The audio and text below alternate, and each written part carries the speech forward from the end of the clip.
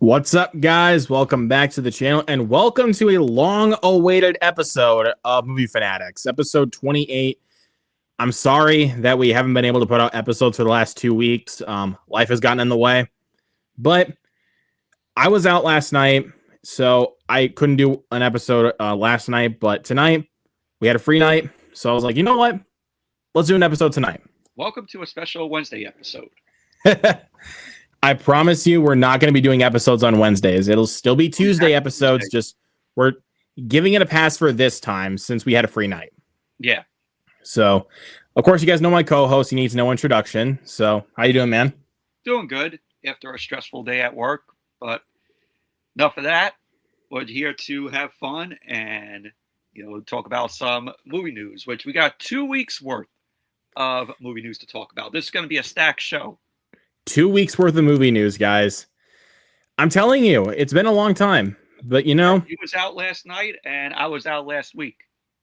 So let's turn the engine back on and just get back to it. Mm-hmm. So as you can see with a few topics that we've got down here, got some top priority stuff coming from Paramount with their new head at Skydance. A Weapons prequel is in talks, and Chris Columbus is talking about why a Home Alone reboot would be a mistake. So a few examples of topics, but we also are going to talk about September new releases coming up and also physical releases. So lots to discuss. Also, we're going to do a little review of Caught Stealing, which we both saw. Yep. So there you go. But first, before we get into those topics, we Collect the Movie Man in here. We got the weekend box office in here. Also, first, let's go into the chat. We got Collector Movie Man coming in. So what's up, man? Did you guys hear about Sophie Turner complaining to play Laura Croft? It was on Prime TV show. I did not hear about that one, but I did hear about the new Superman coming up in 2 years. So I'm really excited about that. Are you guys planning on getting the Tron 4Ks? Maybe. Maybe. Depends on pricing. Because Tron Ares is coming out. Yeah, that makes sense for Tron Ares, which I'm looking forward to. But I'm not dying to see it, but I am excited for it. Better not do a reboot of Home Alone. Most stupid thing they could do next to the Harry Potter reboot. They just need to put the second Home Alone on 4K. It's ridiculous they haven't done that. I agree, but also Disney. Where's the Blu-ray for Home Alone 3? I said the same thing. Can we get a Blu-ray for Home Alone 3? Just get a 4K for Home Alone 2, Blu-ray for 3, disregard the rest. Yeah. There you go. Boom. So, yeah, we got 2 weeks worth of topics to talk about, but let's get right into the weekend box office. Yes. Yeah, we haven't done a weekend box office since Weapons had its first weekend. Mm-hmm. So, let's just get right to it. So, and Weapons, after its fourth weekend now, is still king. Still kicking. It is still king of the box office. It's crazy how well this movie's doing. Another original horror film at the box office doing so well. I think, Michael, I think you can attest to this, that horror is ruling 2025. Yeah. By far. Sinners, Final Destination, Weapons, maybe him. Him? Yeah, I mean, good. I think honestly, what's really helping with these horror films that are coming out this year is good marketing. Good marketing and good word of mouth. And you got all the people mimicking, when the kids run out. The T-pose. Going yeah.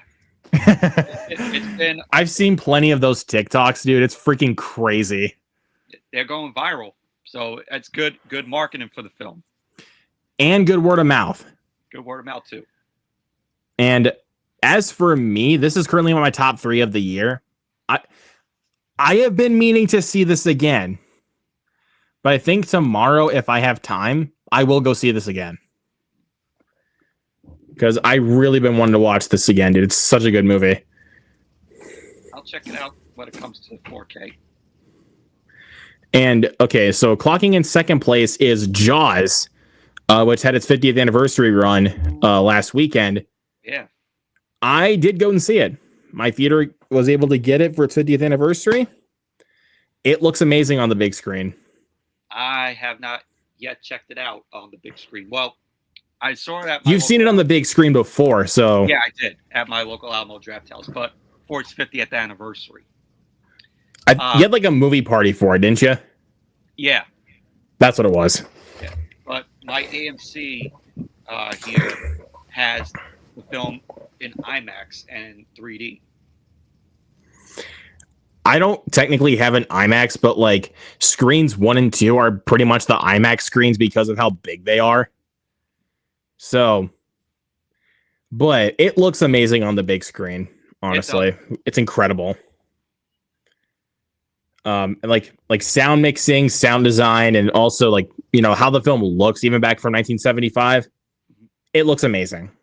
And we're getting a lot of re-releases like Jaws. We got Back to the Future coming up. Breakfast Club this month. Yep, Breakfast Club, and I think Casper's also getting a re-release too. Casper's getting a re-release. Like you stated, Back to the Future, which I am looking forward to because it's going to be coming in IMAX. I would like to see how. I think it's coming in. I think it's coming out for its re-release on Halloween. Yeah. Now, here's the thing. If my theater also gets Begonia, the new Yorgos movie, I'm going to go see that and Back to the Future in the same weekend. For sure. Well, I already saw Back to the Future in the theater. My local Alamo Draft House had a screen of it like months ago. And it looked good on the big screen. I really like to see how, if I go to IMAX, if I see it in IMAX, how it will look and sound in IMAX. I mean, you definitely should. So, on third place is Caught Stealing. Which we will review. Which we're going to review, so I'm not going to say too much about this on both of our ends. Not doing too bad for a good start. I thought it was a bit. I saw that worldwide box office of 15. It's not doing too bad. I mean, I think it's only on like a $40 million budget, so that's a decent start if you ask me. But it's not as good as it could be in regards to its box office revenue. Yeah, and in Darren Aronofsky, filmography of even though the Whale made a lot of money though, because that movie was only on like a $3 million budget. So, but as far as Caught Stealing goes, not doing terrible, but it could do better numbers. Yeah. But as far as this weekend goes, like for this movie, I don't think it's going to make that much money. But we'll talk about that. Yeah. Freakier Friday. Not doing too bad. I mean, I like the movie. I'm glad it's still making money. But I don't know. Like it's good. Like it's a nice little trip down memory lane. It's nothing really much else to offer. Because it is pretty nostalgia bait at points.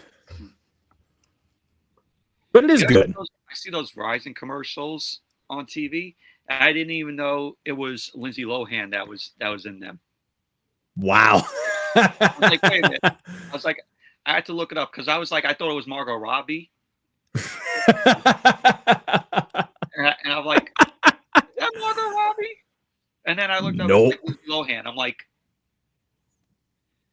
what? Lohan looks so different. You're like, what? Yeah. Roses is the next one up. I did not get to see it. My theater did not play it. I don't care to see it. I did want to see it because it looked interesting from the trailer, but I can wait until streaming now, honestly. But I've heard it's good.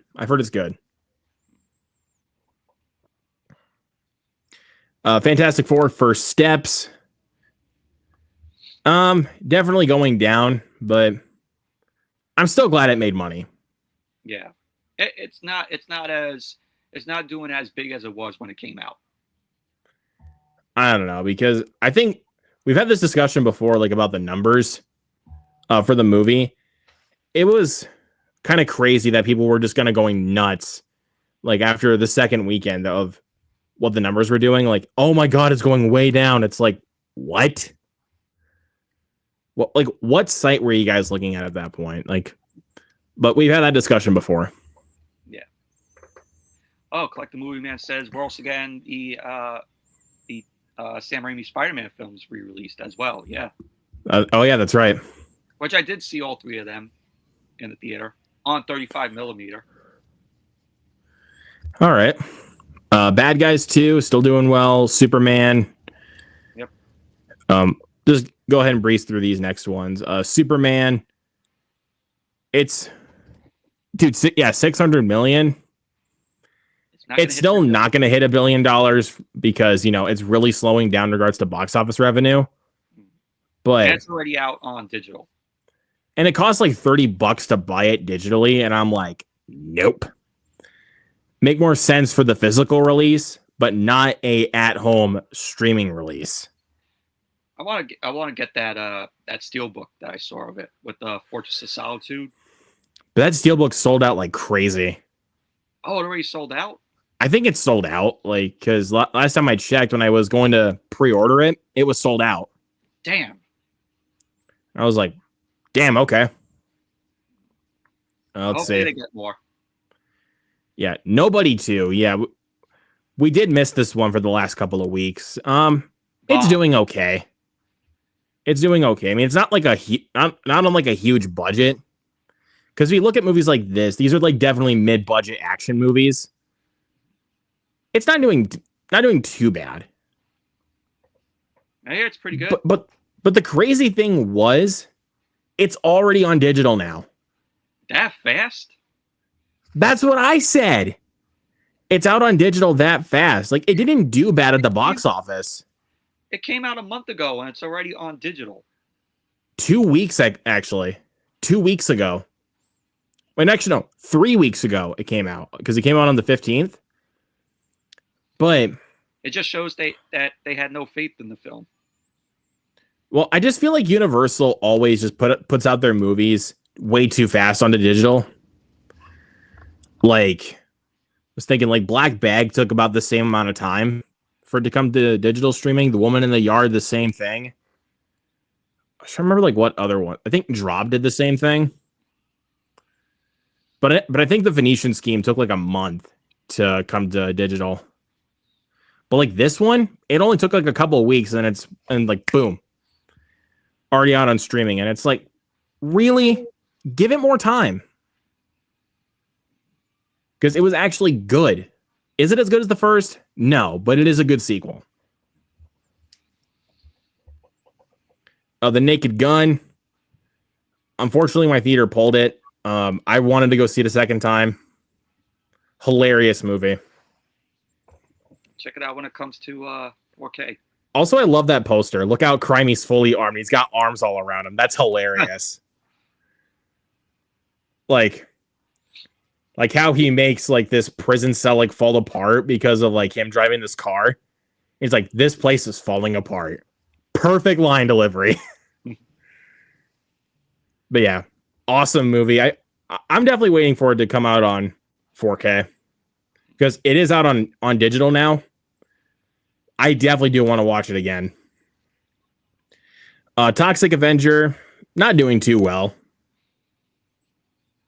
But, I mean, it hasn't really come around to that many theaters. I mean, it was a wide release, but I don't know. I've been wanting to check it out because I really enjoyed the original Toxic Avenger, but I've heard decent things about the remake. Yeah, nothing really much else to cover here. Rebirth. 856 million. Coming out to 4K next week. We'll talk about that a little bit later. Mm-hmm. Wait, there was actually one other movie that we did miss. In regards to box office numbers. I think it was Honey Don't. We missed that one. 5 million. 5 million. Wow. It honestly makes sense to me because Drive Away Dolls didn't do that well either. And from what I've heard from most people out of Honey Don't, I've heard it's terrible. So even with Margaret Qualley in it. I think it's mainly because that Ethan Coen needs to get back with his brother like now. Because you think he's not as good of a director when he's without his brother. I honestly don't think so. Honestly, because Drive Away Dolls was not very good, and I mean, Honey don't look good from the trailers, but I've heard the movie's bad because it's the second film in this like lesbian B movie trilogy that he's working on with his wife, and I don't know, man. Like, really, the Coen brothers really need to get back together and just work on another movie together. So, but yeah, that was another one that we missed. But other than that, though, yeah, nothing really much else that's really crazy. Well, but as far as, oh, go ahead. We got this week coming up. What we got coming out this week? I think it's The Conjuring Last Rites. Mm-hmm. That I know is going to make money. Yeah. Because the Conjuring films always make bank. That'll probably be number 2. Yeah, I hope Weapons is still number 1 at the box office, honestly. It deserves it. Yeah, we got Conjuring 2, and that's pretty much it, right? For the big... That's like the only thing that I know of that's coming out, but here, I'll see if my theater put up showtimes yet. Yeah, what the? That's the only thing that's coming out. Oh, yeah. There's this other film that my theater is getting called Light of the World. I have no idea what that is. I have not heard of it. But we'll talk about that. We'll get to September. But we'll talk about that when we get to the September slate. For The Conjuring Last Rites is that good? I've heard it's actually good, which is surprising because I thought it looked terrible from the trailers. I've never seen any of the Conjuring films. The first 2 are great. Like, the first 2 are fantastic. But the third one, and the fourth one, I'm not really looking forward to, but I'll give it a chance. But I'm not really looking forward to it at all. All right, let's talk about some recent trailers that we both have seen. I've gotten a couple trailers that I do want to talk about that I've seen recently. And Michael's got like a shitload that he told me. Yeah. So since he's like got more, I'll let him go first. Well, I saw like a lot of these trailers during Court Stealing. Went to AMC to see the film. And I got like 6 trailers that were shown. All right, let's hear them. That was shown before the film.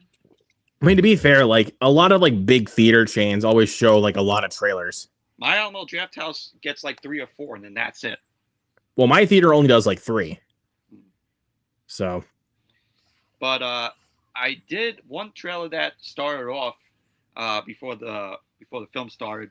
Was a film called After the Hunt, which stars Julia Roberts, Andrew Garfield's in it, and I'm very interested in this film. It's a psychological thriller where a college professor, who's played by Julia Roberts, has to grapple with her past after one of her colleagues is faced with a accusation. And pretty much basically this whole accusation is a sexual abuse accusation that involved one of her students and a colleague of hers. And I'm interested in it. You know, I haven't seen Julia Roberts in the film in a while, so I think this might be hopefully a good return for Julia Roberts. I mean, it's directed by Luca Guadagnino, who I love as a filmmaker, so I'm excited for it regardless. I mean, anything that Luca Guadagnino does, like even especially after Challengers, I'm in. I still have not seen Challengers though. I think that one might kind of sell you on his filmography, and like if you're interested in anything that he does preceding it. Yeah, but this one, like I said, I'm interested in checking out. The next one I saw, and I know this is going to be probably a possibility for Oscar contenders for this film, Kiss of the Spider Woman, with Jennifer Lopez and Diego Luna. And the trailer, I'm like, it looks entertaining, but is it a film that I'm going to rush out to see? No. But like I said, I think this is a film that's going to have a lot of Oscar contenders just by looking at the trailer. Did you see this trailer? No, I didn't see that one. Yeah, when you watch the trailer, you're gonna be like, yeah, this is probably gonna get some Oscar nominations or candidates for the Oscars. We'll see. I mean, I never really thought it would look like an Oscar contender, even though I haven't seen the trailer. I never really thought it looked like an Oscar contender, to be honest. Like you have to watch it, and I'm like, yeah, this is probably gonna be a film that is going to get some nominations. Or basically, like a better way to put it is basically it kind of feels Oscar baity. Yeah, it does feel Oscar baity. So, uh, did you guys hear Dwayne Robert Johnson's new film? And it was shown at Film Festival. A lot of critics, YouTubers viewed it. It's got 100% on Rotten Tomatoes. Wow. The Smashing Machine. A24. Really excited for that. I'm really looking forward to it. That might possibly be a Oscar bait film. Well, that's more like an Oscar contender. Contender, yeah. Like ones that feel like they deserve the Oscars are like of course like the Oscar contenders, but like movies that feel like are just trying to just go for the Oscars are basically Oscar bait. Is the term for it. But it kind of looks like that Dwayne Johnson's really going for the Oscar for this one. But yeah, Kiss of the Spider-Woman, this is the premise here. Valentine, played by Diego Luna, is a political prisoner who shares a cell with Luis Molina, played by Donatiu, I think that's how you pronounce the name, who is a window dresser convinced of public indecently. The two form an unlikely bond as Molina recounts the plot of a Hollywood musical starring his favorite silver screen diva, Ingrid Luna, played by Jennifer Lopez. Sounds interesting. This film is a second adaptation of the novel. And it's based on the stage musical of the same name. All right. What's the next one? It's being released by Lionsgate and Roadside Attractions. I mean, the next one that I saw was a film called London Calling, which stars Josh Duhamel and Aidan Gillen, Jeremy Ray Taylor, Rick Hoffman, and pretty much basically this is a action comedy. And I thought the trailer was fun.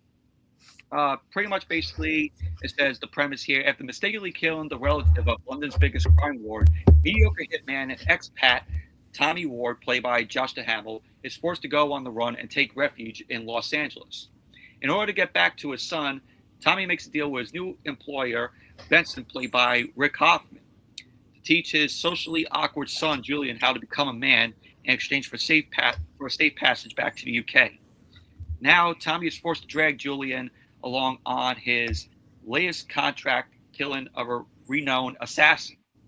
What starts off as a simple ride along soon descends into utter mayhem as Tommy and Julian must find a way to survive the night so that Tommy can get back to his son and Julian can win the approval of his father. Julian is played by Jeremy Ray Taylor. All right. That seems pretty good. Yeah, seems fun. The trailer was fun. And then I got a film called Nuremberg, which did not interest me at all. It's a film that stars Russell Crowe, Rami Malek is in it, Colin Hanks, Michael Shannon's in it. It basically takes place during the Nuremberg trials. Chief psychiatrist Douglas Kelly, played by Rami Malek, interviews Nazi prisoners to determine whether they are fit to stand trial. There he enters a battle of wits against Adolf Hitler's right-hand man, Hermann Göring. I think that's how you pronounce the name, who was played by Russell Crowe. The trailer did not interest me at all. It definitely seems like an Oscar contender kind of movie. But yeah, I mean, because I think when I was on Noah's show last week, we did like a little discussion on that movie. Like in regards to like Oscar predictions, like that was one that we did talk about. And I heard the cast and I was like, I'm interested. I just don't see it. The trailer did nothing for me. Right. But the next trailer that I got, and I am very much looking forward to this film. I know probably when it releases this month in a few weeks. I know that this film is probably not going to do well at the box office, calling it right now. But I really enjoyed this trailer. It's called A Big, Bold, Beautiful Journey with Margot Robbie and Colin Farrell. That's in a couple weeks. Yeah, and what I really liked about the trailer is that I could already tell that Margot Robbie and Colin Farrell's characters are going to have really good chemistry with each other. I think that's like the one thing you need out of a romance movie is good chemistry between our leads. Yeah, and if you watch the trailer, you can already tell if you're going to watch the film that they're going to have really good chemistry. I've even seen in interviews that they have really good chemistry. Like some certain interviews I've seen out of the film or between those two, they have great chemistry. And so the trailer was really good. Pretty much basically Colin Farrell and Margot Robbie's characters are these strangers and they get to relive important moments from their respective past. So they go through like a door and they just relive moments from their past and eliminate how they got to where they are in the present world. All right, check out the trailer. It's absolutely good, and I think it's going to be an amazing film. I'm really looking forward to it. It comes out in 2 weeks now, actually, now that I think about it. Yeah, and I also got the trailer for One Battle After Another. Really excited for that. I can't wait. Yeah, I'm like, I'll check it out, but it is going to be a long movie, but I'm still excited for it no matter what. But not a movie that I'm going to rush out to see. It didn't really seem like one for you, man. Like it didn't seem like a movie that I would see you rushing out to see. Like, yeah, me, I would. Like, I am rushing out to see that. There are other films that I would rush out to see, like maybe Big Bold Beautiful Journey. I'll look forward to that over One Battle After Another. We got The Long Walk next week.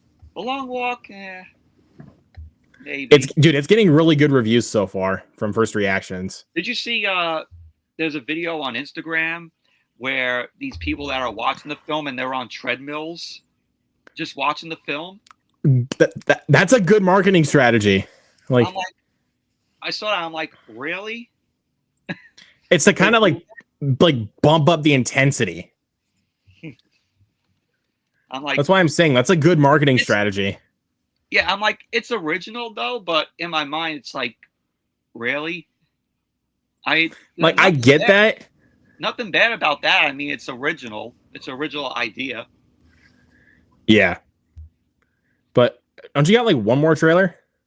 No, that's it. That's all the trailers that I got. Okay. Because I have two trailers I'm going to talk about. The one I got in front of Caught Stealing was Keeper, Osgood Perkins' new film, which I'm really looking forward to. And this one I wanted to talk about for a second because I got it in front of Nobody too, is the movie Him, produced by Jordan Peele. Which I'm looking forward to that. That trailer, like I was trying to go into that film as blind as I possibly could. And then when I saw like a football pop up on the screen, I was like, fuck, I know what this is. But I decided to watch the trailer anyway, and then immediately, like, once Marlon Wayans was acting unhinged, I was sold. Like, I was like so hooked. I was like, fucking hell, dude, this is gonna be good. And it feels like a Jordan Peele film. It's not directed by him. It's produced by him. Like, those are two completely different things. They could have did the whole Poltergeist thing where people are like, Toby Hooper directed it, but no, Steven Spielberg probably secretly directed it. That's how I feel about this film. Where it's like Justin Tipping actually directed it, but it kind of feels like Jordan Peele secretly made it. Mm-hmm. Like it kind of feels like that. And plus, like, like kind of like the X-ray kind of style, like the flashy lights, feels very stylistic. and it kind of would feel like something that Jordan Peele would do. He probably ghost directed it. I have no idea. There might be some conspiracy theories about that, but we're not going to get too deep into that. But from the looks of the movie overall, it looks crazy. Like, Marlon Wayans looks like he's going to be really fucking unhinged. Like, he's kind of reminding me a little bit of like Terrence Fletcher from Whiplash. Like, because our main character of the movie is training with him for football. And apparently there's something sinister about him. I like that Marlon Wayans is still continuing to do like these types of roles, away from him doing comedy. I mean, he's done some serious roles like Requiem for a Dream. Like Requiem for a Dream particularly, but like I think this will be like another great step forward for him into doing like more serious roles. Yeah. The Sixth Man, which is basically a comedy, but it's more of a comedy, and then it's like a sad film as well. You saw like he had some like really good drama moment there in that film. Yeah, but like what I'm trying to get at is like this seems like a much more like a darker turn for Marlon Wayans. I mean, of course he had like a big dramatic turn in Requiem for a Dream, but this is like dark Marlon Wayans. I have not seen Requiem for a Dream, and I probably never will because I hear it's very depressing. It is a depressing movie, but it's a movie you have to at least watch once. But another Darren Aronofsky film. Yep, Darren Aronofsky. But again, as far as this movie goes, I mean, I've been wanting to see a sports horror movie. We never get sports horror movies. We get a lot of holiday themed horror movies. We don't get any sports ones. I think this is the first one, maybe. I think it could be actually, now that I think about it. And starting it off with like football, genius. Like really quick before we go into our next topic, like what is a sport that you think would actually work well into a horror movie? Because I think I have a good answer for you. Baseball. There's no right or wrong answer. But baseball would be pretty good. One that I could see would be hockey. Yeah. That would be crazy for a horror film. Like a hockey horror movie? That'd actually be pretty sick. They're just on the ice and they have the hockey stick, they split their face off with the hockey stick. Where it's basically like Goon, but like in a more horror sense, basically. Or kind of in the sense of him, where basically like the person that is training for hockey is basically like Marlon Wayans' character. Like I could see that happening. But that's another movie that's coming out in a couple of weeks. Same day, actually, as A Big Bold Beautiful Journey. So that'll be a nice double feature. I'll see The Big Bold Beautiful Journey first. I mean, I'll definitely save this one for second, because like sometimes you really got to end the night off with a bang. But I'm really looking forward to this one. I think as far as like September releases, which again, we'll get to later, I think this one's my most anticipated, honestly. Like after seeing that trailer, I'm like much more invested with where they're going to go. And like, honestly, it does seem very stylistic, like really stylized when you really look at the X-ray kind of shots and the lights. And you could tell that, like we said that hey, maybe Jordan Peele could have ghost directed it. Like you could tell like how Jordan Peele's films look from Get Out and Us and Nope. It has the same quality as those films that was shown in the trailer for him. Like it's got that same kind of style in regards to cinematography. Mm-hmm. It definitely has that like Jordan Peele kind of style. So like, It wouldn't surprise me if he actually directed it. But yeah, I'm really looking forward to that movie. So fingers crossed. But anyways, let's talk about it. We both went and saw it. The movie Caught Stealing, starring Austin Butler, directed by Darren Aronofsky. This guy got to see it early at an advanced screening, and Hell I went and saw it yeah. on Thursday night. Lucky bastard. I saw it 2 weeks ago on a Saturday night, which I saw it on Thursday. Yeah, my local AMC had a early screening of it, and Yeah. I really enjoyed the film. I had a lot of fun with it. The thing I honestly wasn't expecting from it, to be completely honest with you, was how dark it went. Yeah. But if you really think about it, to be fair, if you really think about it with who's behind the film, you probably should figure that. Because, I mean, Darren Aronofsky is very much so known for making these, like, really dark, like, depressing and poetic kind of movies. And here you get that dark side of what Aronofsky is known for. And it's very different for an Aronofsky film. But you also kind of get this, like, kind of Guy Ritchie kind of crime caper thrown into the mix with some really solid humor. But for most of it, it is a dark crime thriller. Yeah. With comedy elements to it. With some good comedy. It's a dark comedy. Like, very much so a dark comedy. But like, I like to think of this movie basically as Darren Aronofsky's version of Wrath of Man, which is a Guy Ritchie movie. But at times it feels totally out of his element because it's really dark in certain aspects. But of course, it still has that Guy Ritchie style. But with this one, it seems completely out of Aronofsky's element, but still has his style. And I liked how the setting was in 1998 in New York here. It actually really seemed like you got that aesthetic and that feel of 1998 in New York. It looked, dude, it looks so good. Yeah, they crafted it well. They even had like the Twin Towers, the World Trade Center replica of it. Yeah. Captured the city at that time. A lot of the, like when he's in the car, like the radio stations, which if you watch the film, you won't get references to that. Although I did because I live here in New York. So it was no surprise though. like he was like he's in the car and he's listening to like the news.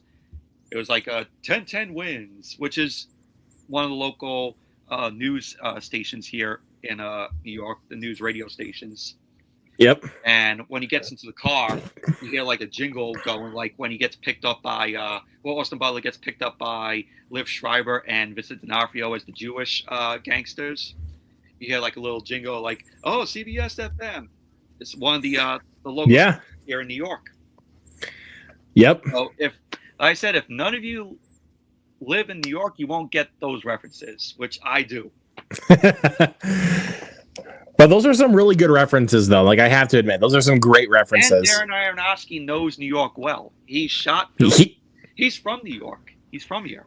So yeah, he definitely understands it very well. Yeah. Look at the trailers for well, if you've seen the movies, I haven't seen them, but I've seen the trailers. Like Pi was shot here in New York. Requiem for a Dream was shot here. Yeah, but like I knew Requiem for a Dream was shot out in New York, which I mean, it's got that New York look to it. And I gotta say, this is one of my favorite Aronofsky films. This was a hell of a lot better than the Aronofsky film that I seen years back called Noah, based on the biblical Noah from the Book of Genesis. That movie was terrible. As for someone who loves Aronofsky, this is not my favorite, but I mean, I love every single one of his films, so he hasn't made a bad movie. But I think as far as like my favorite, I get your opinion on it, but I loved it. My personal favorite is The Wrestler. I gotta check out The Wrestler. The Wrestler is great. I mean, you're a pro wrestling guy, so like you will love that movie. Like guaranteed, you will love it. Yeah. Rock. Randy the Ram Jam time. But as far as the performances go, I mean, Austin Butler, like that dude is just kicking it into high gear. I mean, after his Oscar nomination for Elvis, he has been working nonstop, and that man is just on a roll. Really is on a roll. So, Like he's building a nice career for himself. Like after Elvis, like he's got like Doom Part 2, The Bike Riders, and he's got this movie. There might be another film I'm forgetting, but that man is just on a roll. He's going to be in an A24 film called Enemies. I mean, like I said, man, the guy's just on a roll. You also got Matt Smith in here as his punk rocker neighbor. With that mohawk. I didn't mind the mohawk, honestly. I think the mohawk looked good on him. You'd be like, oh yeah, Matt Smith looks stupid in this film. He doesn't look bad, honestly, with the mohawk. Yeah. Liev Schreiber and Vincent D'Onofrio as the Jewish gangsters. They were great. I couldn't recognize that was Vincent D'Onofrio. I didn't know it was Vincent D'Onofrio. Like I could recognize Liev Schreiber, but not Vincent D'Onofrio. Zoe Kravitz. Zoe Kravitz was great. Bad Bunny was good. Also Regina King, she was really good too. Yeah. I thought that there was really nice chemistry between Austin Butler and Zoe Kravitz.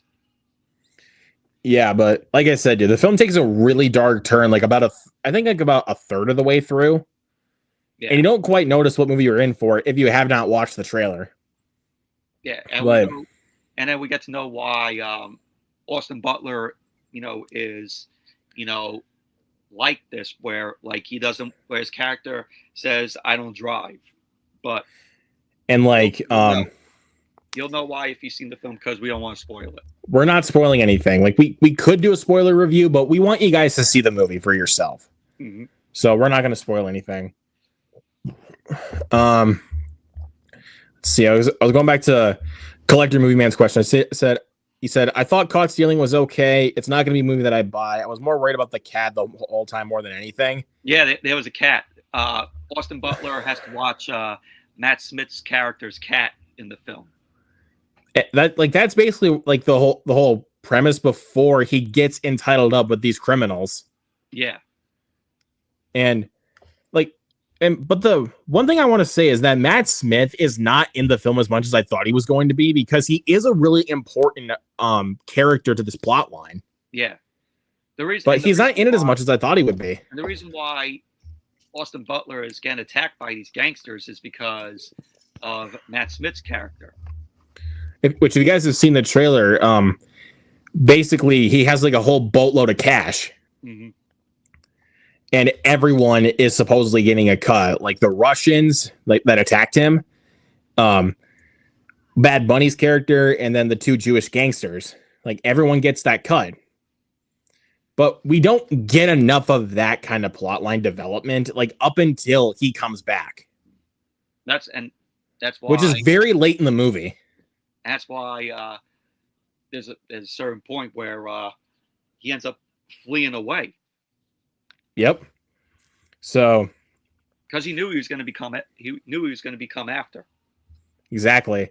And there's some really good twists and turns thrown into the mix, which again, we will not spoil. Yeah. Because there's one certain twist that occurs about, like I think it's about halfway through. And I was like, wait, what? Oh, I like that. I was like that too. I was like, oh, okay. You got me.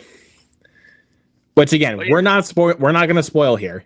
But yeah, this is a film that I would rewatch. Definitely, I definitely want to watch this movie again. Get on 4K as well. Yeah, I loved it. It's definitely one of my. I think it's in my top 10 currently right now. Yeah, it is my top 10. It's in my list of favorite films of this year. It is in my top 10 for sure. But it's a great film. Grade, I'll give this an A. Honestly, like my only little gripe with it, there is some pacing issues. I give it an A as well. Yeah, like my only little gripe with it, there is pacing problems. I didn't have a problem with the pacing. I think it's just when it gets to the second act, like the pacing just really falters. But like once the third act kicks in, the pacing just like it's nonstop from then on out. But yeah, great movie. I didn't have a problem with the pacing. Like I was like I wasn't watching the film, and I was like, oh, this is getting boring. It's not that necessarily. It's that when the film kind of slows down, it's not that it's like boring. It's that the pacing's not feeling even by then. is what I'm trying to say. Um, like it kind of just like slows down and then picks back up and then slows down and then picks back up. Like that, like that's kind of what I'm getting at. But like when it slows down, I'm like, oh man. I'm kind of starting to feel the runtime a little bit, but once it gets to the third act, the movie picks back up. Yeah, and it's very fast paced.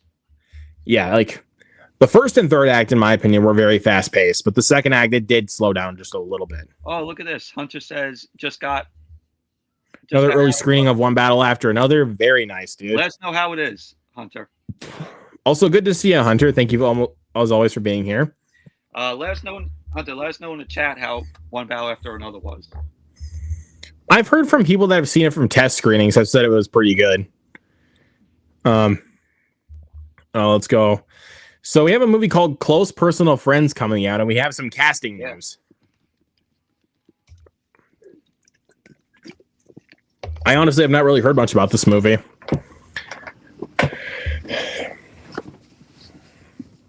Let's Is this came out last month. What the? Did you hear that in the background? I heard the Alexa. That was what it was. That was exactly what it was. I was like, who talked to you? Alexa, who is Luke Ponto? Yeah, I can't hear you through the headphones. Let's see. We got Brie Larson, Lily Collins, Jack Quaid, and Henry Golding. Oh, can be an awards player. Nice. All right. It's that Jason Orley is directing. Plot details are still under wraps. It's being produced by.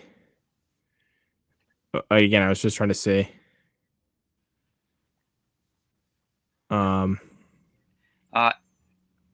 Ashley Fox and Johnny Parisiu will produce.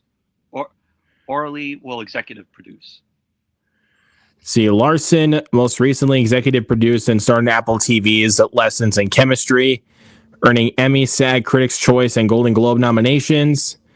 Her credits are also in the role of Captain Marvel, which broke box office records, and its sequel to Marvels, in addition to Fast X, Trainwreck, Kong Skull Island, The Glass Castle, and her breakout role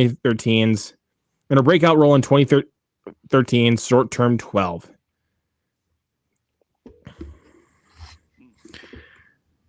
Let's see. Lily Collins can be seen in the Netflix series Emily in Paris. My parents have watched that show. They really like that show. She received a second Golden Globe nomination. Yeah, this is basically kind of just giving us the cast and like what they're most known for. Yeah. So we've got a good cast here. Yeah. It's pretty much that. Yeah, so Brie Larson, Lily Collins, Jack Quaid, and Larson, Henry Golding. Collins. I mean, Jack Quaid is on a fucking roll this year. Companion and Novocaine. That man is just on a roll, dude. Which I enjoyed both films. There you go. But yeah, Novocaine was great. I loved Companion. He also had a small part in Heads of State, which I really enjoyed. Also got to see screeners of Smashing Machine, Knives Out 3, and Jay Kelly. All three movies were great. I'm really excited for Wake Up Dead Man. I'm really looking forward to that. And Smashing Machine, really looking forward to. What? Wake Up Dead Man? Knives Out 3 you're talking about? Yeah. Yeah, that's going to Netflix, but it is also going to select theaters. Because they did the same thing with the last one, Glass Onion. They went to select theaters, then it went to Netflix. Which, I mean, dude, again, banger cast, just like the last two. Banger cast. So, I hope I can try to see it in theaters, because I really want to go see it in theaters. But, I don't know, man. We'll see. All right. So I'll go ahead and take a look here. So let's talk about some priorities that Paramount is having with upcoming Skydance projects. Yeah, because the merger, has been finalized. I mean, Paramount's really been working with Skydance for I don't know how long. For years. I mean, I think if I remember correctly, the first one they did was I think it was Star Trek. Like I think it had to have been Star Trek 2009. Because I know they also did work on film. Luke Ponto is a physical media connoisseur. I was That's a good one. To say a Wes Anderson expert. But I mean, he's right on that count right there with the physical media connoisseur. Yeah. But also Skydance did work on a lot of the Mission Impossible movies. Yeah. Let's see. Under new Skydance owners include Top Gun 3, Star Trek, and more. Execs expound on vision. Let's take a look. Looks like we're getting. I thought we were getting new Transformers, but that's from Transformers: Rise of the Beast. I thought that Michael is also a home media connoisseur and a comic book lover. Is what it says right here. You got a pro wrestling fan. I'd say more of a pro wrestling fan than the comic book lover, though. There one there. Let's see. What do we got? Hours into the Skydance Paramount merger closed last week. The new studio leadership group led there Josh Greenstein and Dana Goldberg, chair of Paramount respectively, and sent a loud message that they meant business. Closing a deal for Timothy Chalamet, James Mangold package High Side, which Deadline first told you about. Bold move in a bolt of energy that told the town Paramount 2.0 wasn't looking to cut back on the upcoming feature slate, rather than make on the good promises they made during merger talks. All of this understood this afternoon at a Los Angeles presser for the new Paramount. See, one of our biggest priorities is restoring the Paramount at the number one studio for filmmakers and talent in the world. This is Paramount's new CEO, David Ellison, said. I was trying to see what else we see. Great filmmakers make great movies. For us, we're going to strategically scale the amount of content for our streaming service as well as studios. All right. There you go. High Side is still a ways off. The new top feature brass, which also includes President Don Granger, has plenty of projects to dive into as they get settled into their new office space on the Melrose lot. High-profile franchises that have been at the center of their release schedules for decades to new original stories featuring A-list talent. Below is a list of where things stand on several properties that could help build the future slate. So yeah, like I said, we got stuff like Top Gun 3. Yeah, no doubt making Top Gun 3 a reality will be a prime to do for Greenstein, Goldberg, and Granger. Let's see. I'm just trying to remember what else they got a new Star Trek that they also are putting up in there. Brian Robbins led Paramount. Yep. Just trying to see what else they. Another film called The Rescue that they also got settled in. Yeah. Star Trek is a priority across the company. I mean, I think it's honestly Paramount's biggest property is Star Trek. Yeah. That's what I mean, with all like the all like those TV shows and of course all the movies, like it's their biggest franchise. Like Star Trek is their mascot. Basically, so Goldberg said that the Top Gun is a priority for us as well. Yep. Let's see. Tom Cruise is focused on the most recent Mission Impossible films, so not much move forward. But now that Cruise is off those projects and looking for his next film, don't be surprised if the movement starts to pick up. Transformers front. The franchise saw a rebooted live action film with Rise of the Beast, Which was and then Transformers 1. I still have yet to see that.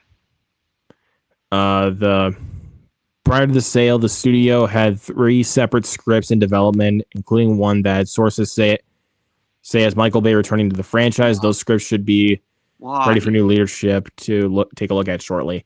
Why? I thought Michael Bay was done. With the Transformers movies. He came out. I thought he was actually going to stick to his word after the last night. After last night, I don't even want him back in return. Because Rise of the Beast was good, and also Transformers 1 was good, but apparently Transformers 1 bombed at the box office, so it's like, oh, yeah, we're not going to make another animated one. Come on! Let's bring Michael Bay back. Like, that's such a good idea. No. Like, that's the best idea that you can have, really? Like, I would take 5 more animated Transformers movies rather than 5 more Michael Bay Transformers movies. Because the marketing for Transformers 1 may make you think that it looks awful, but when you watch the film, it's fucking great. Well, that was Paramount's problem, that the first trailer was awful.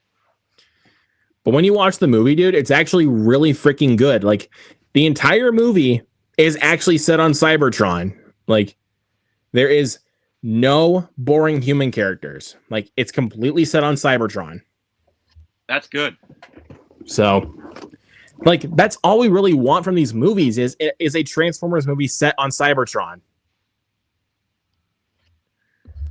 See, including the Olympics pick, Winter Games starring Miles Teller and Haley Steinfeld. See, another a Ferris Bueller spinoff? Why?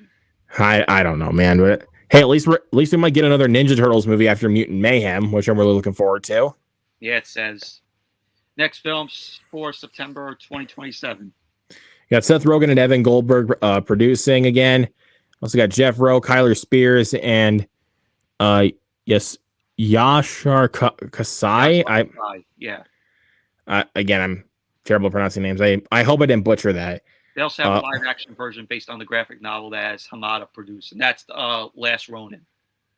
All right, yeah. And then we also got Quiet Place Part 3 coming in place, which I'm really like. They announced that about a month ago, I think, and I'm really excited for that. He is back to write and direct, which I'm really looking forward to. Yeah. Other than that, so then we got the spinoff is called Sam and Victor's Day Off. I don't know why we need that. Why? What kids want. But at least we got like The Rescue coming up, and it's starring David Cornsweet. All right. We got The Traveler from Lee Isaac Chung directing. So let's see. Oh yeah, we got Roofman coming up in October, which I'm looking for. That looks funny. I mean, a guy hiding out in Toys R Us. And it's crazy that it was a true story. Yeah. I did not know that was a true story. But besides that, you have a great cast. Like, you got Channing Tatum, Kirsten Dunst, you got Peter Dinklage, Lakeith Stanfield. Great cast. Let's see. Regretting You looks like a sweet movie. Honestly, that looks like a sweet movie. The Running Man, the new film from Edgar Wright. I'm interested in that. I cannot wait to see that movie. That looks awesome. And the new SpongeBob movie, take it or leave it. Take it or leave it. I don't really care. Who asked for another SpongeBob film? Yeah, just take it or leave it. Honestly, I don't really care. Yeah, other than that though, there's not really much else that I'm like really excited for besides Scary Movie 6. Like, honestly, the fact that the Wayans brothers are coming back, that's what makes me more excited. I want to know what this Untitled Trey Parker, Matt Stone, Kendrick Lamar movie is going to be. I mean, I love South Park. I'm a huge South Park fan. Let's see what this is going to be. Is it going to be a new South Park film? No. Then we got Sonic 4 coming up in 2027, which we're both looking forward to. I can't fucking wait. Which, again, no spoilers, but For any of you guys that have seen the post credits to Sonic 3, you know that means business. Mm-hmm. But yeah, I think that's about it for this topic. Yeah. So Paramount is in pretty good spot. Now especially with what we got coming up from them, especially for later this year. We got some good movies. Yeah, now that the merger has happened. Yeah, we got some good ones coming up. I think Paramount needed this. Yeah. Because I think now with Skydance, I think that might help them as far as like marketing goes. Because they've really been struggling with marketing as of recently. I think their last like best marketed film was honestly The Naked Gun. Better Man is an example of that. I think the reason why it wasn't marketed well was mainly because nobody in the United States knows who the fuck Robbie Williams is. Like that's kind of the reason why. Like people like overseas, like all across different countries, knows who he is. Nobody in the U.S. knows who he is besides us. Transformers 1 is another example. Yeah, that's like the biggest example of like why that one failed at the box office because of bad marketing. But like as far as like good marketing goes, Naked Gun and like Sonic 3, those had really good marketing. Everything else Paramount release, not that good. I mean, they still made like good movies overall. It's just their marketing strategies needed work, and that's why I'm glad we had good marketing with The Naked Gun. So I have to say that probably Skydance had a little hand in that. Well, I know Skydance had in hand with A Final Reckoning because I mean they worked on the Mission Impossible movies for years now. But speaking of Paramount, there was one that was announced in there that we're going to talk about here for a second. So Mason Gooding had something on for his thoughts on Scream 7. More Scream 7 news, and the more Luke is going to be pissed off. My God. You know, after all this news, I'm like, dude, I could give less of a shit about this movie now. With how many cast members they're bringing back, like especially Matthew Lillard. Like, I mean, again, I have nothing against Matthew Lillard, of course. I mean, who doesn't love Matthew Lillard? But like, his character was killed in the first Scream movie.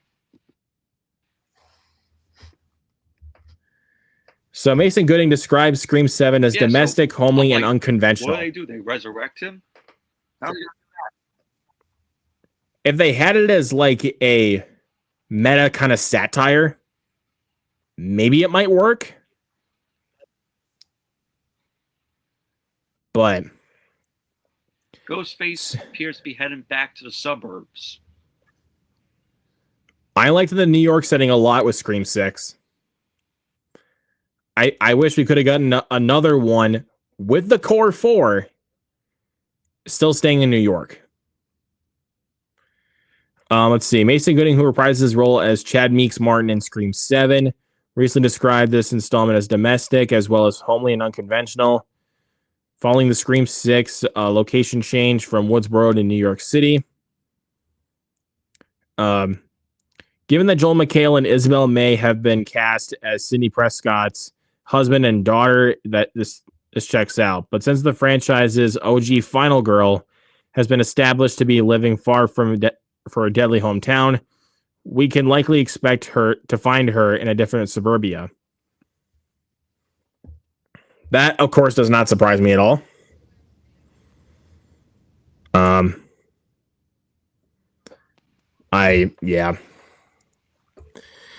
Again, with given like all the news and everything, with all the characters that they're bringing back for this movie, I just don't care to really waste my breath on this anymore. Because this movie's going to be a mess.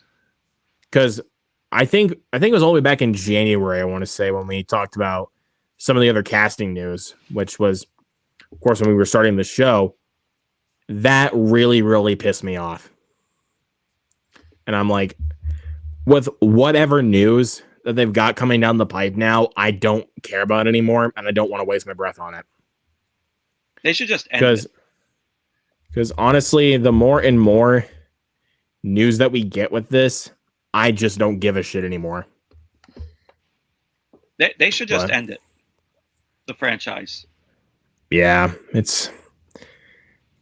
I mean, I would have been fine with another Scream movie if they actually kept the same cast from 6 and didn't have to, go ahead. I think Scream is a franchise that should have stayed in the 90s.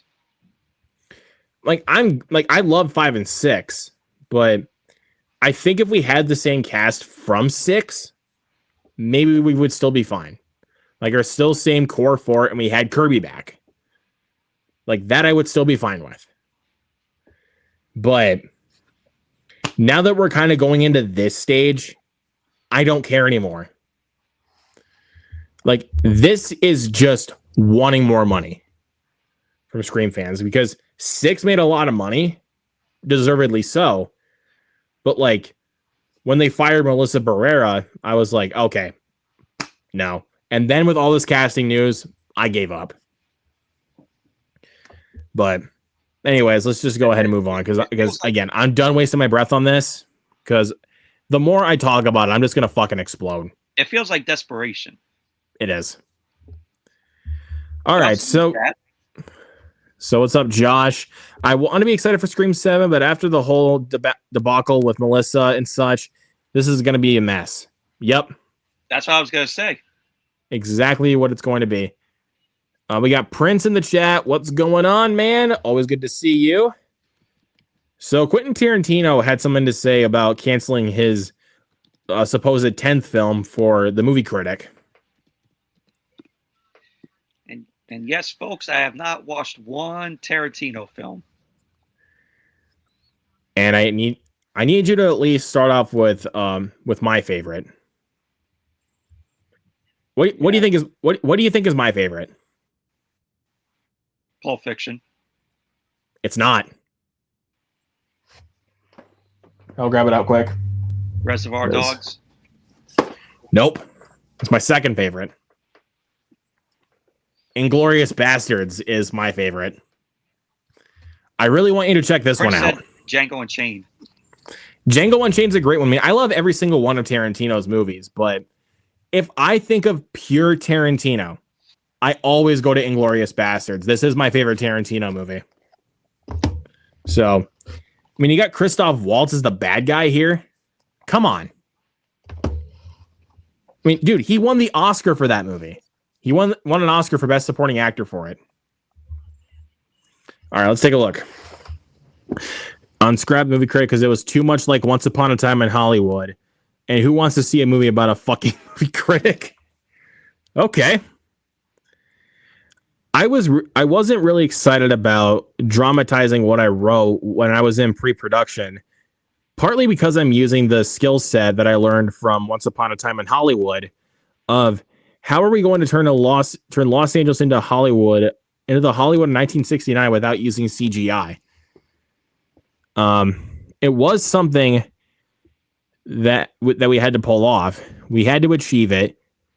It wasn't for sure that we could do it.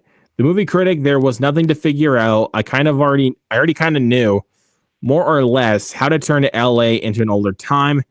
It was too much like the last one. Explained that the Movie Critic was set in 1977 and began development as an 8-episode TV series, a project that he had teased was in the works in 2022. He also clarified that the story of the Movie Critic had nothing to do with Once Upon a Time in Hollywood, despite rumors that the project was a narrative follow-up. Brad Pitt had been cast in a lead role, leading to a speculation that the star would be reprising his Once Upon a Time in Hollywood role of Cliff Booth. Tarantino said that they were no shared characters between the two stories, though, called Movie Critic, a spiritual sequel. He also suggested that he could loop back into the project should he change his mind about it, as it was already written. All right. The thing about the Movie Critic is I really, really like it, but there was a challenge that I gave to myself when I did it. Can I take the most boring profession in the world and make it an interesting movie? Tarantino said. Who wants to see a TV show about a fucking movie critic? Who wants to see a movie called The Movie Critic? that was the test. If I can actually make a movie or a TV show about someone who actually watches movies interesting, that's an accomplishment. And I think I did that. And that was with Once Upon a Time in Hollywood. It's a little bit crazy. Yeah, I was trying to say. It's a little crazy to listen to podcasts and hear all these amateur psychiatrists psychoanalyze as if they fucking know what they're talking about, what's going on with me. Wow. About how I'm so scared. I'll write of my 10th film. Oh my God. I'm so fragile about my legacy. What's going on? I'm paralyzed with fear. I'm not paralyzed with fear. Trust me. Yeah, Tarantino goes all out when he's talking about stuff like this. That's for sure. But as far as for someone who freaking loves Tarantino, I really did want to see what his next one would be, because, I mean, he has come out and said that he would do only 10 movies. But I kind of feel like he's already done that because of his like collaboration with Robert Rodriguez when he did the Grindhouse movies with like Planet Terror and Death Proof. I still have yet to watch those, and I want to get around to them. But Death Proof is the one that he directed, that Tarantino did. But I don't know, because, you know, he did like the 2 Kill Bill films. Like those are pretty much separate movies. But if you put them as one film, Volume 1 is basically basically all the action, and then Volume 2 is just all the extra stuff. But I don't know. I love Tarantino. I mean, I hope he can still get another film off the ground, but I don't know. With what he said about on like why he canceled the Movie Critic, I don't know. I guess we'll see. All right, Chris Columbus on a Home Alone reboot and like why he think it would be a mistake. And I agree with him. I mean, I think a lot of us would. Well, I mean, actually, kind of to be fair, we kind of already had a Home Alone reboot when it came to Disney Plus. Yeah. Which was an absolute fucking train wreck. Oh my God. I don't even want to talk about that movie because that movie was just a fucking train wreck. Only films that exist to me are 1, 2, and 3. Yep. And I'm just going to pretend that's where it stopped. Say what you will about 3, but let's all agree that's where it stopped. Mm-hmm. All right, let's just get right into it. Coming to us from Deadline. Mm-hmm. So I think Home Alone really exists not at this timepiece, but it was this very special moment, and you can't really recapture that. I think it's a mistake to try to go back and recapture something we did 35 years ago. I think it should be left alone. Yeah. I 100% agree. And it's a classic. Home Alone 2 are classics. The first 2, I mean, those were both directed by Chris Columbus, are great films. They're funny. Both written by John Hughes. Rest in peace. Mm-hmm. But I definitely do agree with him about that you really can't recapture the magic that those first 2 films have brought. Like, not even 3 could do that. I mean, 3's not bad. Like, when I say that, like, it's not bad, but it couldn't recapture the magic of the first 2. It's very underappreciated. I do agree. But like I said, just doesn't recapture the magic of the first 2. The one thing I hate about like when people talk about Home Alone 2, like a lot of people give it shit because it's like it's the same thing, and it's like, what? I mean, yeah, it's the same thing, but he's not home. He's not home alone. Exactly. I mean, I was thinking like as far as like the traps go, it's pretty much the same thing. But you get better traps in 2, honestly. I think you honestly get way better traps in the second one than you do the first one. Not to say any of the traps in the first one were that memorable. I mean, all the traps in the first film are hilarious. But in the second one, they're honestly more memorable. Yeah. So, from the electric Marv, Um, skeleton, the bricks, the bricks, yeah, the falling through giant pit. the giant pit, yeah, Yep, the stapler gun. Oh man, and then the tool chest. hmm That was the sound of a tool chest. My God. and the traps in 3 are way better. I think I don't think the traps in 3 are as memorable as the second one, but in 3 there are some really memorable traps. Yeah, Like some really, really funny ones. Like I'm trying to think of one in particular that makes me crack up. Oh, the one when Earl hits his hand against a mouse trap and then he just shoots the sewage pipe. yeah, and his feet are glued to the Mega Blocks. Yeah, like the Mega Block little carts. Yeah, That's pretty funny. the what's his name? Jernigan getting electrocuted in the chair. Which, they had like what I think they had like 2 electric traps in 3. Unger gets electrocuted. Oh, no, it was Burton, wasn't it? It was Burton. Was his name Burton? It was Burton Jernigan, and then it was Earl Unger, who they both get electrocuted. What Burton Jernigan got electrocuted in the chair, and Earl Unger got electrocuted by trying to snap a wire. By trying to cut a wire, but it turned out to be an electric wire. Yeah.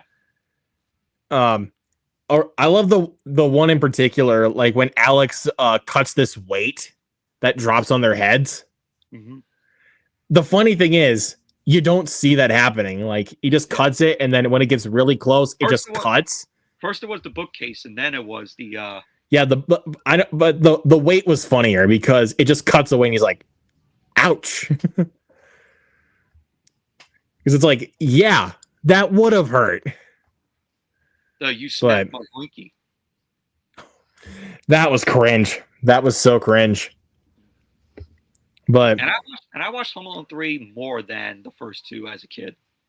I watched the first 2 quite a bit. I've seen Home Alone 3 a few times, but the first 2, like I watched every single year for Christmas. I got a funny story. All right, we can close out of this tab because there's not really much else to discuss with the quote. Yeah. I have a funny story. I remember one time for Christmas, I wanted Home Alone 3 on DVD. My mother mistakenly got me Home Alone 4. The worst one. Yeah. And I told her, this is not the one. Take it back. I was like, I don't want that piece of shit in my collection. Dude, that movie is awful. I just don't want it. That's the wrong one. Yeah, but that movie's I think that's the worst Home Alone movie is the 4th one. Yeah. People shit on Home Alone 3. Go watch Home Alone 4. Because, like, think about this. They have French Stewart be Marv when he's literally dressed like Harry. What's the problem here? Like, what's the big deal? Like, just change the name. It's not that difficult. But also, the traps in the 4th film are very piss poor. Like, they're not funny. Like, honestly, all the traps in 4, 5, and 6, not funny in the slightest. But, and of course, anyways, it's written by John Hughes. It's another reason why it's enjoyable. But it's definitely nowhere near as good as the first 2. Like, we can both agree on that. Of course. But it's better than every Home Alone film preceding it. Yeah. All right. Let's go into this one. Weapons prequel is in early talks. Because of the success of Weapons, we're already getting a prequel talk, which is crazy. Yep. Would y'all check out Weapons at some point? You really should before the end of the year, dude, because it's fucking awesome. Whoop. Sorry. I was knocked over my microphone. Yep. Weapon Star. Oh, what the heck? Oh. You exited out of it. Yeah. Mistake. There you go. Okay. All right, let's go to this one. Weapon star Amy Madigan talks to play Aunt Gladys' origin story. You guys figure it out. I used a lot of different bits of information. I wouldn't say it's one or the other. I think it's a combination of a lot of things. People ask that question, is she real or is this or that? I said, good. You guys figure it out because I can't answer that. So basically she's kind of telling us like there's things that she needs to, or that you need to leave up to your imagination after watching Weapons. So I don't know the answer, but I love that I don't know the answer. I don't need to know the answer. I just need to know that it's all possible. Said by Zach Kreger, the film's director. I don't know which one she picked. It says Kreger told Vanity Fair that he presented Amy with two options of her origin story. One being a regular person practicing magic to heal herself from a crucial illness. The other being a non-human entity mimicking human behavior. So yeah, he said he doesn't know the answer, and he loves that he doesn't know it. Yeah, like which is good. They're like from that new Lions in early talks for a prequel to Weapons, for which Kreger is not yet confirmed to return. Amy Madigan has addressed the possibility of reprising her role as Aunt Gladys. Although plot details are under wraps, the origin of Aunt Gladys is ripe for exploration. It's not that I discount it, but in this business, nothing's real till it's real, she told Entertainment Weekly. I just had such a great time with working with Zach and being inside that brain of his. That's really the gift of how the movie came out. The other stuff has to do with all sorts of conversations that I would never be privy in. Is that what it says? Yeah. Privy in. Yeah. And business things like that. But you know, I love Gladys, so I'll leave it at that. So yeah, I think that's actually about it. So basically, she's trying to leave everything up to the audience's imagination for everything that happened in Weapons, which I think is honestly the best thing about that film, is that it really sparks conversation and people can discuss like their own theories. So, but yeah, I'm not going to go too much further into it because this guy has not seen it and I don't want to spoil anything. Yeah. But when you do get to see it, my guy, when you do get to see it, like we need to have like a full on like discussion about the movie. Like, so we can like, interpret things for ourselves. Because I did a spoiler video with my guy Michael Entity over on his channel. If you guys want to go check that Mr. out. Pizza Man. Yep.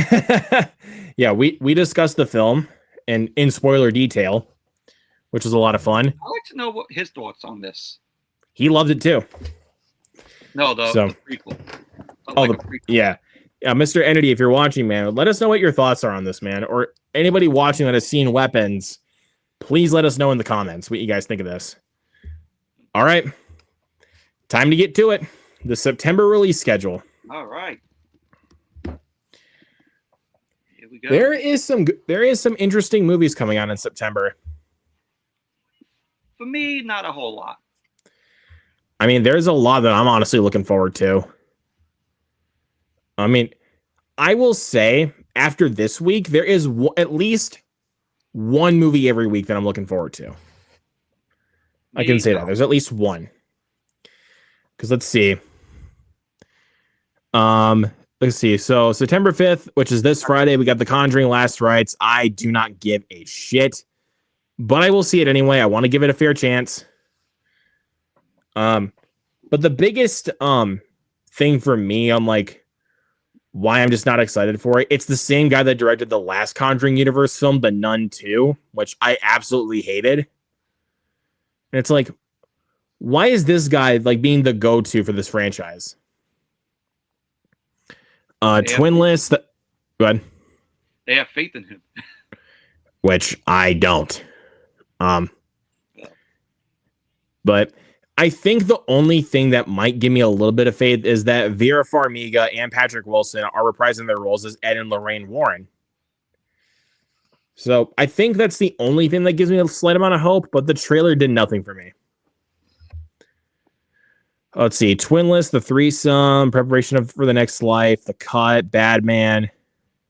Light of the World. That was the one I was talking about that my theater is going to play this weekend. Christian film?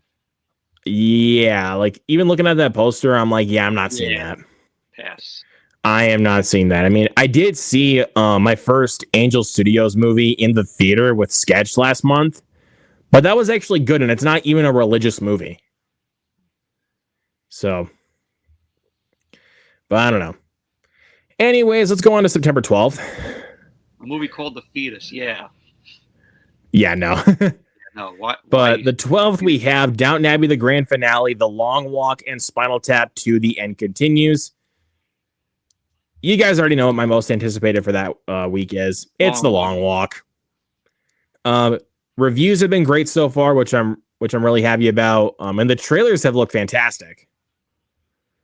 So I'm really excited for that. Downton Abbey, I'll see. I enjoyed the first two films. Nah. And I thought the trailer for this one looked good.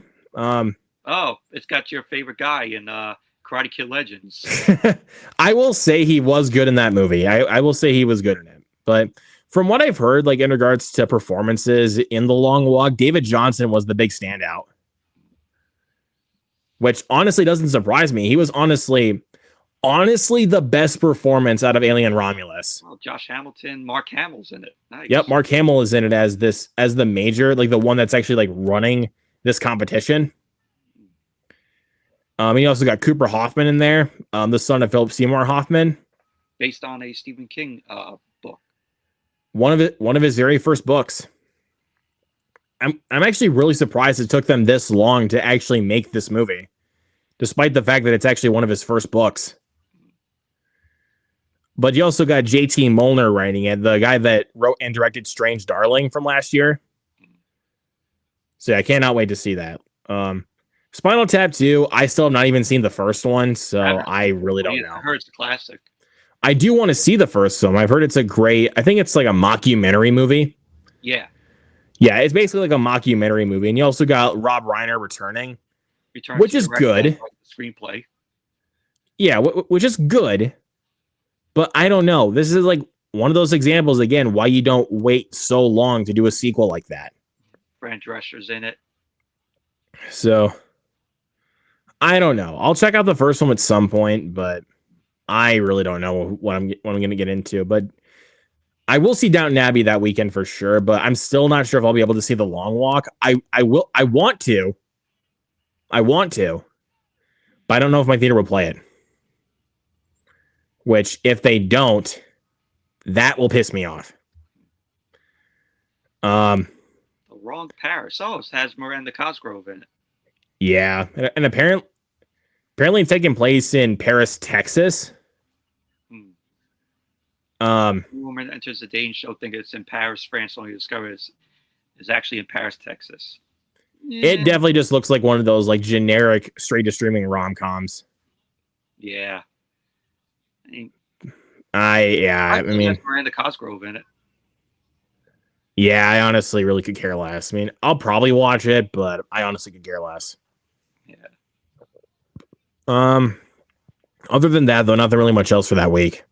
Yeah. But let's go ahead and go into my most anticipated for the month, which is sitting right at the top. There we go. I like that poster. That poster is fucking cool. That is a really cool poster. Mm-hmm. So Yeah, I think that's wait, what's his name again? Let's go to the cast. That's Can't remember his name. Tyreek Withers. Withers. Yeah. He was also in the most recent I Know What You Did Last Summer, which he was okay in, but the movie surrounding him was just really bad. But this looks like a really good performance from him. As far as like from what I've seen of the trailers, it looks like he's going to pull off a good performance. But I think with who's going to give the best performance, Marlon Wayans. Because he looks fucking unhinged in that movie. So yeah, I really cannot wait to see this movie. The trailers really sold me. And then, like we were talking about, A Big, Bold, Beautiful Journey. My most anticipated film of September. I think that would be in the top 5, honestly, for me. It's a good poster. But yeah, I'm excited for it. It looks good. I know it's going to be good, but if it goes good, I'd like to see another film with Margot Robbie and Colin Farrell both together in it. Again, we'll see how it goes. Kevin Kline. Yeah. You also got Phoebe Waller-Bridge in there. Phoebe Waller-Bridge. What was she in? She was in Dial of Destiny, remember? Oh, yeah, that's right. Yeah, she was the goddaughter of Indiana Jones. Yeah. Let's see. The Lost Bus. That's another one I'm excited for. Coming on Apple TV with Matthew McConaughey and America Ferrera. Yeah. My friend is actually going to meet Matthew McConaughey. I forgot the day though, but he's going to meet him. Nice. For his, I think he's having a book that's coming out. I mean, who doesn't love Matthew McConaughey? All right. But yeah, but the thing that's also got me hooked is also that it's directed by Paul Greengrass, the guy who did the, I think it was the sequels to Bourne, except for Bourne Legacy, but also he did Captain Phillips. So he is a really good director, and I'm excited to see this one. I never even heard. I didn't know it was based on a true story. Wait, I did not know that either. Yeah. The 2018 campfire. Wow. Became the deadliest fire in California history. Now I'm really intrigued to check this one out. Let's go ahead and move on to the next one. There was The Senior. That was one that I saw the trailer for in front of Sketch. It definitely seems like another kind of like sports biopic. Yeah. But it looked interesting. College football. Yeah, it is definitely another sports biopic, but based on a true story. That's what I'm saying. Sports biopic. Mm-hmm. But I'll probably see it, honestly, because like I said, Sketch was pretty good, and the trailer for this one, it didn't look too bad. But yeah, other than that, though, there's nothing really much else coming out on the 19th. Nothing much else. All right, so the 26th, one battle after another. The big one. Which you said was good. That's great. I really cannot wait to see it. It looks awesome. Paul Thomas Anderson. Yep, Paul Thomas Anderson, and you got a great cast with Leonardo DiCaprio, Sean Penn, Benicio del Toro, Regina Hall, and Tiana Taylor. Great cast. I mean, I was going to be excited regardless if it was Paul Thomas Anderson, honestly, because that trailer looked really good. Yeah, I thought the trailer looked pretty good as well. Just that runtime. It's going to be a long movie. Like, I will admit that. It's going to be a long one with 2 hours and 41 minutes. I will admit that might seem a little bit long, but at least it wasn't 2 hours and 50 minutes. Like, I'll say that. At least it wasn't like 3 hours. Because at that point, I would think it would be overstaying its welcome just a little bit. I still feel it's going to be 3 hours. It feels like it's going to be 3 hours. We'll see. But I'm still really excited either way. We got our favorite movie, Gabby's Dollhouse. Yeah, I'm not, honestly. I'm actually going to be skipping that. Based on a Netflix series. I really don't care about that movie. I am going to be skipping it because that trailer was awful. We all know that Mike is probably going to be seeing it. or Noah.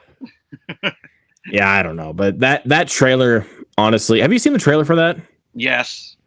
It looks awful. It looks awful. So I will be skipping that movie. Any of you that are watching, you want to pay me and Luke to watch that film, we'll review it. If you pay us, $200. Okay, no, we're not doing that. Yeah. Okay, you couldn't pay us to watch that movie. Here's another one of Luke's favorite films coming out: The Strangers Chapter 2. This one I would rather see over Gabby's Dollhouse. I would rather see this one. Like, I still don't think it looks good, but I will say I appreciate the fact they're doing something different. Like, it's not like copy and paste of the first two movies. They're trying something different with where they're going. It's an interesting idea. I just don't think it'll be executed the best that it could. It's a cool poster, though. Cool poster. But the movie itself, not really all that excited for. But I would rather see that one.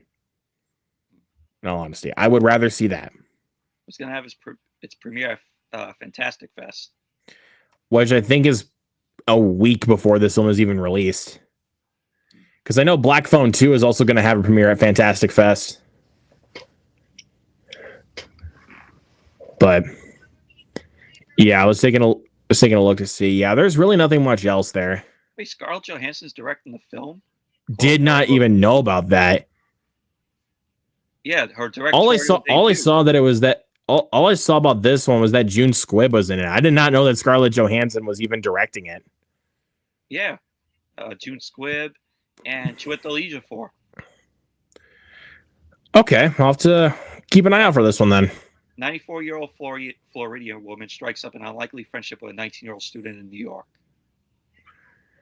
Okay, I will honestly keep my eye out for this one. Yeah. This is going to be a make it or break it for Scarlett Johansson as a director. I think this is her first movie as a director. Yeah. I want to say. Directorial debut. Yeah. Okay. Yes, but let's see. As far as everything else goes, yeah, nothing really too crazy. I only have, let's see here. I think I only have like 2 films that I'm looking forward to. Him and A Big Bold Beautiful Journey. The ones I'm looking forward to are Him, Big Bold Beautiful Journey, The Long Walk, and One Battle After Another. I think those are honestly really the only 4 films that I really care about. I'll be looking forward to One Battle After Another. I would go see it, but that runtime just killed it for me. I don't know, but I think if again, we'll see how it goes. If it doesn't feel like the runtime it's saying, maybe I'll tell you to go see it. All right. But I don't know. It's just looking at these films for this month. I'm like, it's a pretty meh month for me for movies. Like I can for sure say this, that August was a better month for movies than July was. Yeah. Like I can sit here comfortably and say that. I saw much better movies in August than I did in July. Like I said, there were more films in August that I was much more positive on. Like there was Naked Gun, Bad Guys 2, Freakier Friday, Sketch, Weapons, Nobody 2, and Caught Stealing. Mm-hmm. So, but yeah, September, like I said, Him, One Battle After Another, The Long Walk, and A Big Bold Beautiful Journey are the ones that like I want to see the most. But my most anticipated for September is Him. Like for sure, that's easily my most anticipated. But all right, Beautiful Journey for me. But hey, you know what's funny is with the Big Bold Beautiful Journey, I have not even heard of it. And then when I saw the film, when I saw the trailer for Caught Stealing, and they played it, I'm like, all right, I'm looking forward to it. But like, I definitely like. But when we do an episode after him comes out, I definitely want to do like a discussion on the film because that might seem like another one like Weapons, where it's like it warrants discussion. But we'll see. Oh, Restless is in the chat. Looks like I can't. Looks like I made it in time to check out the physical media pickups. We will get to that after this because we're going into the September physical releases there, good sir. Oh, Restless didn't But I care about am going to top- say right now before I'm going to say right now before we get into this, as far as the pickups go, since we haven't done a show in a few weeks. Holy shit! I know. I said the same thing. Mine pales in comparison to yours. Yeah, I mean, we haven't done a show in a few weeks, so there you go. I got a lot to show off. I was gonna say, Oh, Restless didn't wasn't a fan of our topics, but he came in for physical media pickups. All right, but let's pull up Blu-ray.com and check out the physical releases coming up. Yep. I will say a pretty good month that we've got for physical media. Yeah. Let's take a look here. So, 4K. Yeah, we're looking at 4K first, and then we'll of course switch it up to Blu-ray. But so this Tuesday we had Lost in Space come out on 4K. I like that cover art for Arrow. I really like that cover. Movie itself is not very good. Like, I will admit that. I mean, I can kind of have some guilty pleasure fun with it because I grew up with it, but it is not a very good movie. Like, I will admit that. Not very good. Oh, Russ says, I was busy. I wish I could have watched the whole show. You're good, man. You're good. But thank you for being here as always, man. Anyways, let's go on to the next one, the next week. The Two Jakes. That's a sequel to Chinatown. Yeah, with Jack Nicholson. Yeah, Superman 5 film collection. Still, yeah. I want to get that 4K set though that has the first 4 movies as well as the Donner cut for Superman 2. Let's take a look for September 9th. We got a pretty good week, honestly. Like, we got Ballerina, Jurassic World Rebirth, Kung Fu Panda 2 coming to 4K. Which I know Jacob Hubbard's gonna be a day one buy for him. and then Elio getting a 4K steelbook, which I'm gonna be honest, I'm not digging that design. Yeah, very plain. I don't really like that design. Very plain design. But as far as like Ballerina steelbooks, I think the one that's right by Elio, this one right here, the Walmart exclusive steelbook, I love that steelbook. Like, if you check out like the full design, if you click on overview, oh yeah, that is a really nice looking steelbook. I like that. So, if my Walmart actually has it when I go in to pick it up on September 9th, I will be buying it. And honestly, I've been wanting to rewatch Ballerina. I really enjoyed it. Don't really understand the hate it's been getting. But yeah, Elio, I'm not a fan of that steelbook. Honestly, that steelbook is so plain. So honestly, I will just buy it on regular Blu-ray. I am good with the Blu-ray. Honestly, I don't really need that steelbook. I love the film though. I enjoyed it, but I don't think it really needs a steelbook treatment for me. Let's see. Jurassic. Speaking of steelbooks, Jurassic World Rebirth. I do not like that steelbook at all. That's very plain too. That is not a very good steelbook. Let's take a look. Let's just take a look at the whole design for a second. Like, I like that it's a whole image, but I don't like the design. I really don't. Plain. So I'll buy the slip version, honestly. I did not really like the movie overall, but I mean, I'm a completionist, so I'll buy it. But I was not a big fan of the movie. If Jacob Hubbard buys this steelbook, I'm gonna be like, "What the fuck is wrong with you?" Why buy it? It sucks. Oh, Here's okay. I'm gonna make this very clear. I have all the other ones, and plus, if my brother wants to watch it, I'll buy it because I know he's a fan of the Jurassic Park movies. And then Clown in a Cornfield getting a steelbook. Now that steelbook I really like. That is a cool steelbook. Let's take a look at that one quick. That is a cool steelbook.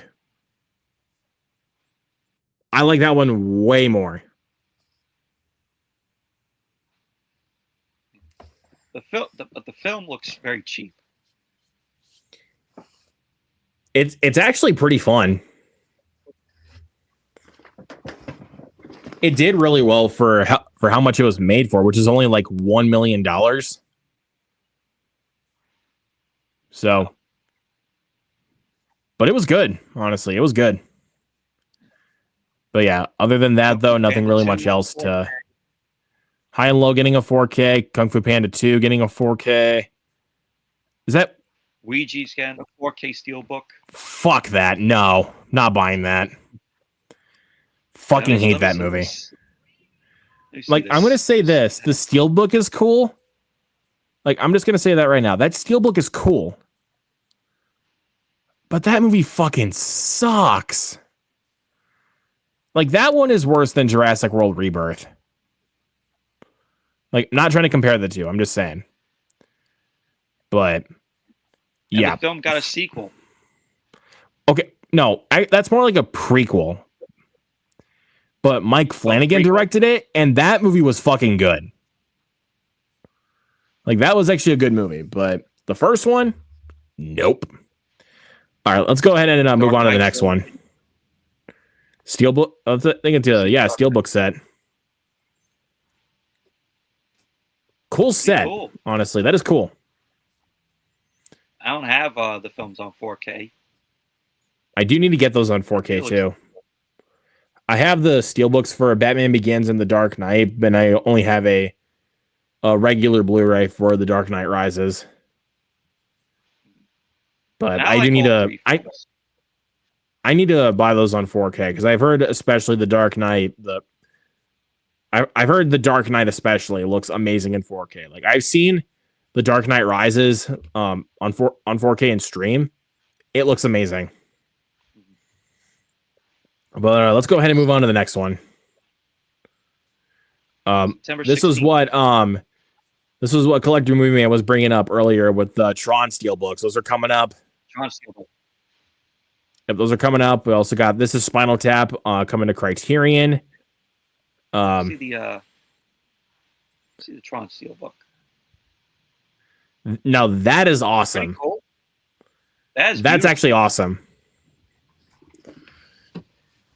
I have it on. I have it on Blu-ray. No, I have it on DVD though. I actually don't own Tron and Tron Legacy. I actually don't own those movies.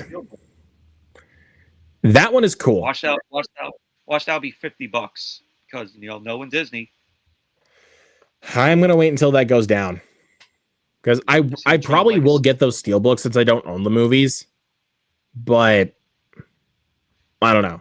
Tron Legacy steelbook. Now too. I like that one I like that one a little bit more in regards to design.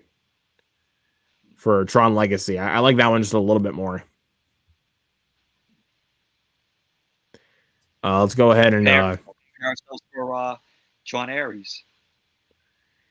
Which if anyone that is still watching in the chat, are you guys looking forward to Tron Ares? Let us know in the comments because I'm looking forward to it. Kroll is getting a 4K on Steelbook, which Kroll is a fun movie. I don't think I've seen it. I haven't seen it in a while, but I remember it being fun. Cool steelbook too, honestly. Cool steelbook. Yeah, a movie from the 80s. I haven't seen it, I think, in over a decade. Cool steelbook though, honestly. Speak No Evil getting a 4K. What the fuck is this trend with movies just getting a Blu-ray on day one and then months later they announce a 4K? What is up with that? That's universal for you. They did the same thing with Black Phone. Well, they did the same thing with Violent Night as well.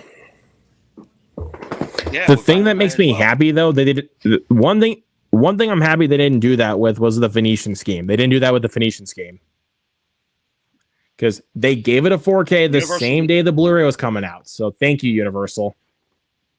they need to stop with this trend I hate it. of releasing the film on Blu-ray, and then, oh, here comes a 4K in the Just months to release come. it the same day, man. Daybreakers This is also getting Halloween. a steelbook. Let's go ahead and let's look at Halloween. Amazon exclusive, another Scream Factory steelbook. That's really cool. That's actually really cool. So go ahead and check out the next one. Halloween on 4K or on 4K or Blu-ray, just on DVD. I have this version. The Scream Factory 4K with the hard box. Well, it's also the same I also have with Halloween 2 and 3. Also got Halloween 2 with this as well. I love that artwork. But yeah, that steelbook is cool too.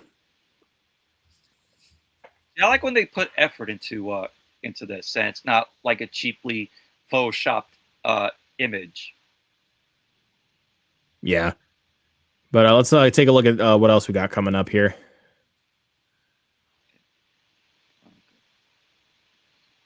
Because we got Daybreakers coming out on Steelbook too. But that is a Lionsgate limited Steelbook, which pisses me off. Yeah. And I like if that was actually like on Amazon, like I would buy that, like 100%. Because that Steelbook is very underrated. Dude, look at that Steelbook. It's awesome.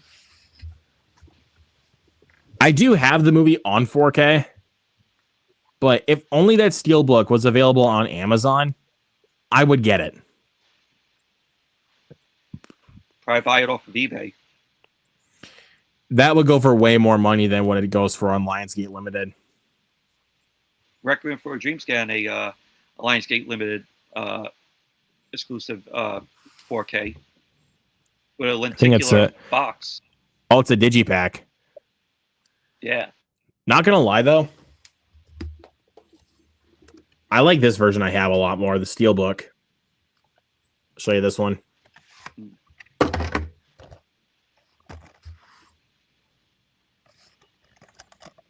Nice.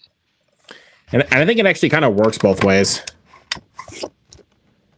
I didn't even know that there was a director's cut of the film. There is. Is it better than the theatrical version? I've only watched the theatrical cut of this movie twice. This movie is a lot. Honestly, I don't know what else to say. This movie is a lot. No, they're releasing it for its 25th anniversary this year. Which makes sense. Because, I mean, it is a really well-regarded movie, and it's incredible, but... God, dude, that movie is so depressing. So that's everything that's coming out on the 16th. I want to check out this film at some point, Meatballs. That was what Cheaper by the Dozen 2 wanted to be. Yeah. I know the song from the film. Are you ready for the summer? Yeah, it's pretty good, honestly. I haven't seen it in years. I think if I watch this film, this could probably be a candidate for a film I could watch for summer next year. Yeah. Nice steelbook. It's a cool steelbook. All right, let's go ahead and move on to the 23rd. We've got the Terminator 2 film collection, which hopefully they did the transfer for T2. Because I've seen the transfer for T2. That looks atrocious. Like, I don't know what they were doing. Like, Go ahead. If this is just going to be a repackaged disc, I'm like, it's a no buy for me. Because, dude, the VHS transfer looks a gazillion times better than the 4K transfer, or than both the Blu-ray and the 4K transfer. That's why I haven't watched T2 yet, because the transfer I heard is pretty terrible on it. Well, then you gotta go hunting for that VHS, because that VHS looks way better. Then I have to buy the first one on VHS as well. Well, you mainly need to buy 2 because you need to actually watch 2. Yeah. Let's see. Okay, September 23rd, we got some good ones coming up. Night of the Living Dead remake getting a steelbook. Flow getting a 4K Criterion, which I already pre-ordered. This year's best animated feature winner. It deserved to win, but I would have preferred Wild Robot taking home. Superman. Both of us will definitely be picking that up. But that steelbook sold out like crazy, and I don't know why. Because that steelbook looks way better than the actual 4K cover. Yeah. But if I have to settle for the regular 4K, then fine. But I like that steelbook way more. Yeah, that steelbook is awesome. And it's another slipcover steelbook. Like, come on. And then we also got 28 years later getting a 4K and a steelbook, which that steelbook image looks actually pretty cool. Which I know you're going to get. I definitely will be buying that for sure. Honestly, after that rewatch of the movie, it has grown on me. Honestly, the movie's growing on me. Nice steelbook. I'm also gonna, if anyone has watched this far and has also like watched when we talked about trailers, the reason why we did not talk about the trailer for the Bone Temple, the follow up to this movie, I did not watch the trailer. I did not watch that trailer. I will, but I just didn't watch it in time to do the stream. We also got Last of Us Season 2 coming up. We also got Corpse Bride on 4K. Megan 2.0. See what else. Yeah, see what else we got. Yeah, we got, like I said, Megan 2.0. What plain looking steelbook for Megan 2.0? Dude, Universal needs to make better steelbooks. Yeah, I don't like the steelbook for that either. The inside is good. It's lazy, but I don't know. Universal's not been doing very well with their steelbooks lately. But yeah, I definitely will be buying Superman in 28 years later for sure. Megan, I might buy it. Beetlejuice getting a limited edition steelbook. That's a new steelbook. Yeah. I like the slipcover one better that we got last year when it came out, like the first steelbook that they released.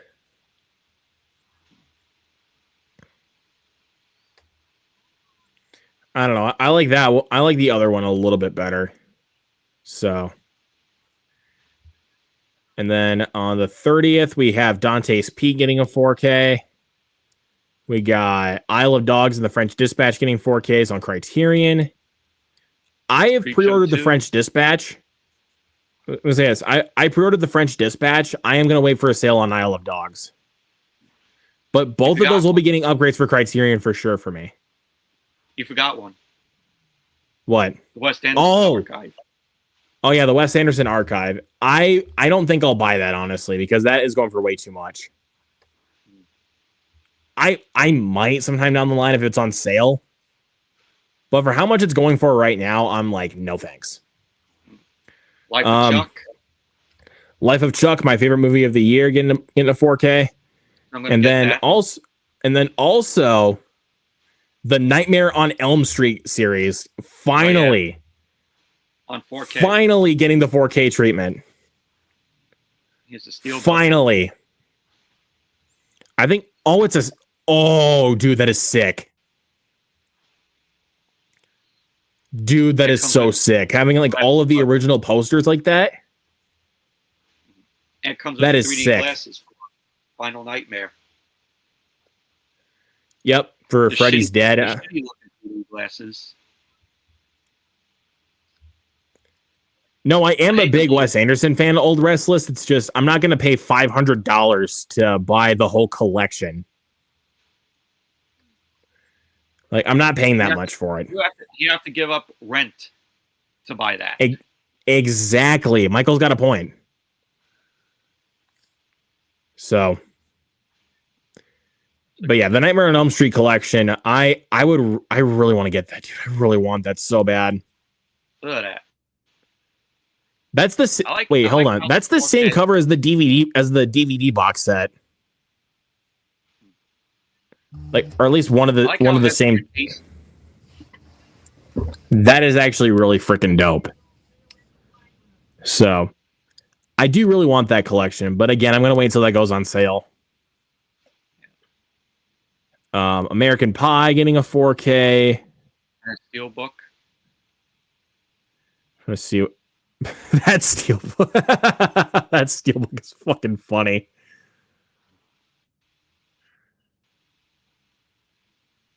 That is a funny steelbook. So, yeah, Mom 4K. Is that Dogtooth? Dogtooth, yeah. Oh yeah, Dogtooth is getting a 4K. The Yorgos Lanthimos movie. You ever seen Mama? I have seen it, and it's okay, but the CGI at the end, it looks fucking atrocious. Which, if you see who directed this, then you would probably know why. You probably would know. Andy Muschietti? The guy that did It and The Flash? That guy needs to hire a better VFX artist, dude. Like, seriously. Dude, like, you can dude, Michael, you can attest to this. That he needs a better VFX artist. Yeah, just the awful looking CGI we saw in The Flash.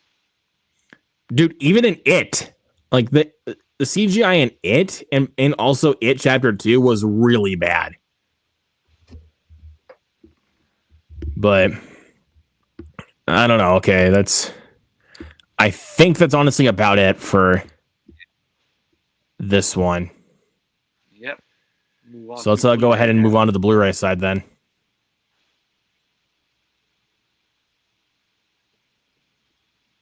All right, so nothing really too crazy for this one here. No. But let's go ahead and continue on. Let's go to the 9th. We might have more here. Oh, there's another one. Materialists. Getting another Blu-ray from the A24 shop. I have not pre-ordered that yet.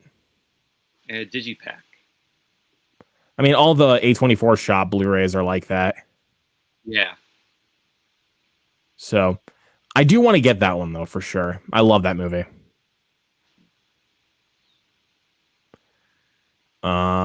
What else? Like we also pointed out, Clown in a Cornfield. The Surfer, getting a Blu-ray as well. I do want to get that one for sure. I really enjoyed The Surfer. This is a better cover for Elio. Look at that. Yeah, that is a good poster. Here's a comparison to the 4K. But that steelbook was no. You know what? I'd rather get the Blu-ray than the 4K. That's what I'm saying. Like, I'd rather buy that Blu-ray because the Blu-ray actually has a better cover art. Dude, you know it'll be cheaper by the time that it comes out. Yeah. like I said, we also got The Surfer coming out, which I will be picking up as well. The Ritual, which I've heard is hot garbage. It's basically like another Nicolas Cage genre flick where all he really wants to do is just go surfing with his son, and locals just won't let him. That sounds like a really boring concept, but when you have Nicolas Cage at the helm, you should know what you're getting into. Yeah. That's all I'm going to say. I am not saying anything else beyond that. But anyways, let's go ahead and take a look and see what else we got coming here. Yeah, pretty much the same right here as well.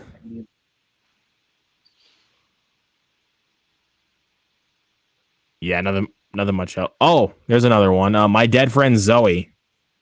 I've heard a lot of good things about that movie. Never even heard of it. I've heard that one's. I think it's supposed to be like a dark comedy, but I've heard it's like very, very sad. So I do want to see it.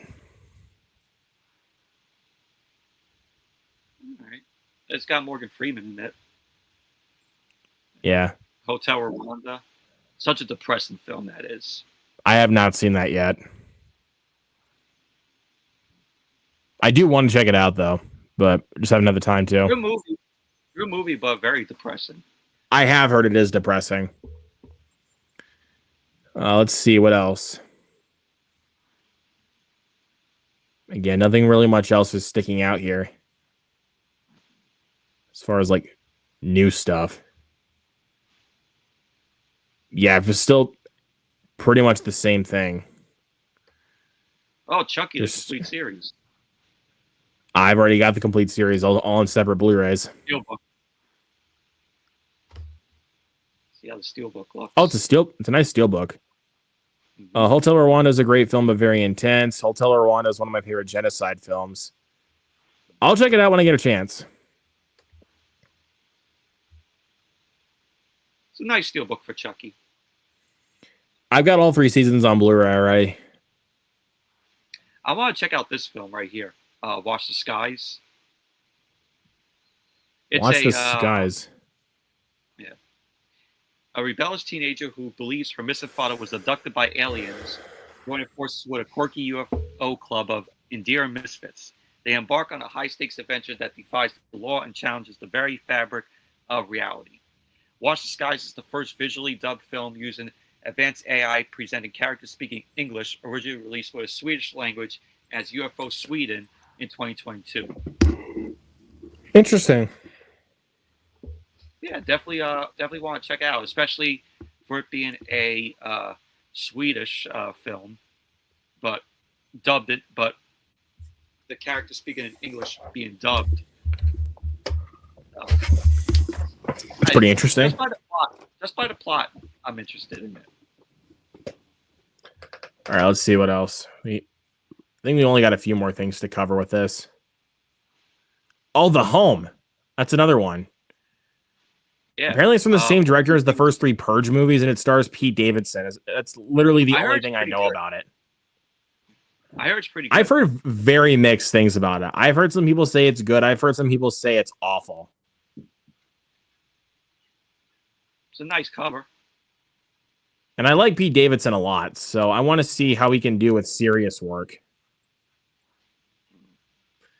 Because he is a funny dude. And he's from here. He's from Staten Island here. See, there you go. Staten Island connection. Yep. But it seems like an interesting movie. I just want to watch it for myself. My friend from work actually went to school with him, with Pete Davidson. Nice. They went to Tonville High. But she told me she never talked to him. He only just saw him like from time to time. Nice. But anyways, let's go ahead and take a look and see what else. Still nothing too crazy that we haven't mentioned already. As far as I can see.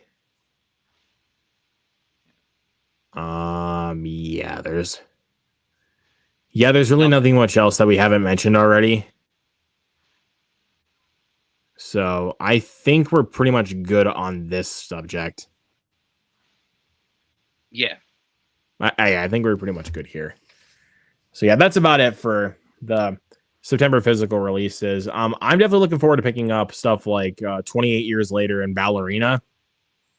I want that Nightmare on Elm Street set for sure, but I'm gonna wait for the price to go down for that. But let's get to our final topic of the night. You guys already know what it is. Michael, what do you got? I got one Blu-ray, one 4K, and 2 VHSs. All right, let's see it. First one here, I watched this, and it's a film called Deliverance with John Voight and Burt Reynolds. To me, a lot of people say this film is good. It's a classic. I don't agree. I think this is a very overrated film. The film is just okay. When you get to later on towards the end of the film, it just starts to get a little bit boring. And it's and this is the famous film where they do the dueling banjos. You know, like when you hear that. Yep. That's where it came from. This film. I had that movie on Blu-ray as well. All Russ is like overrated. Michael's on crack. Sorry, that's just my opinion. I like the first half of the film, and then when they're on the river, and they're rowing through the river, going through the the waterfalls, the small waterfalls. I thought that was good, very well, nicely shot in the river, and this is also the famous film where Ned Beatty's character ends up getting raped by a mountain man. I'm like, I did not need to see that. No. But overall, it's just an okay film. But it has features on it. It has a 4-part retrospective with the film stars, with director John Boorman, which I really enjoyed. Another film that he directed called Point Blank, which is a good movie. It explores the winding journey from the novel, this was based off the novel. It has a look at the movie's controversial abduction sequence, commentary by John Boorman, vintage featurette, Dangerous World of Deliverance, and the trailer. But it looks good on Blu-ray. So, but like I said, okay film, but a little bit overrated. It is a movie that is not very rewatchable, though. I will say that for sure. Like there's I was trying to think of it really quick. I have like Deer Hunter, Defiance, and Deliverance all right next to each other. That would be an awful triple feature right there. Like you don't want to watch the Deer Hunter and Deliverance back to back. So yeah. Next one here, and I enjoyed this film more than Deliverance. And it is a Brian De Palma film. And no, it's not Scarface. Body Double. Very good movie. This is. Got Craig Wasson, Craig Henry, Melanie Griffith. It's a erotic film, and pretty much basically Craig Wasson's character is a struggling actor, and his friend ends up taking him to this high house, and his friend kind of looks out through a telescope at this woman who is just being erotic, tits and all. So Craig Watson ends up watching her from the window. He has the telescope, and he ends up watching her. So he's kind of like a peeping Tom, and eventually he ends up getting to see that something is going on in the house with this woman here, and this person is coming after her.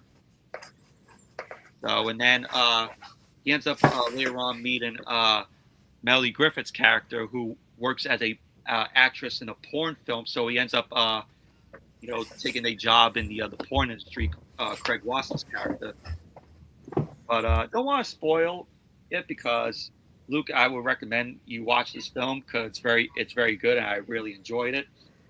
Great Brian De Palma film where his direction is very good, and yeah, definitely check it out. Uh, has 4 featurettes. Frank Goes to Hollywood, a relax music video. That's the song where it's like, relax, don't do it. That song. And whenever I heard that song, I'm like, in the film, I'm like, oh, so that's where that song came from. Yep. Has EPK interviews, photo gallery, and the trailer. Nice steel book here.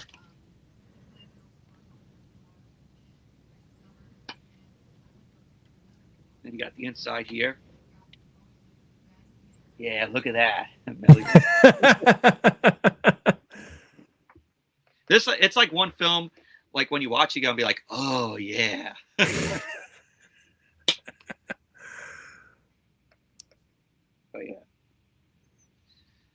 But yeah, buy double.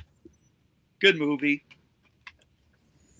Definitely check it out if you're a Brian De Palma fan.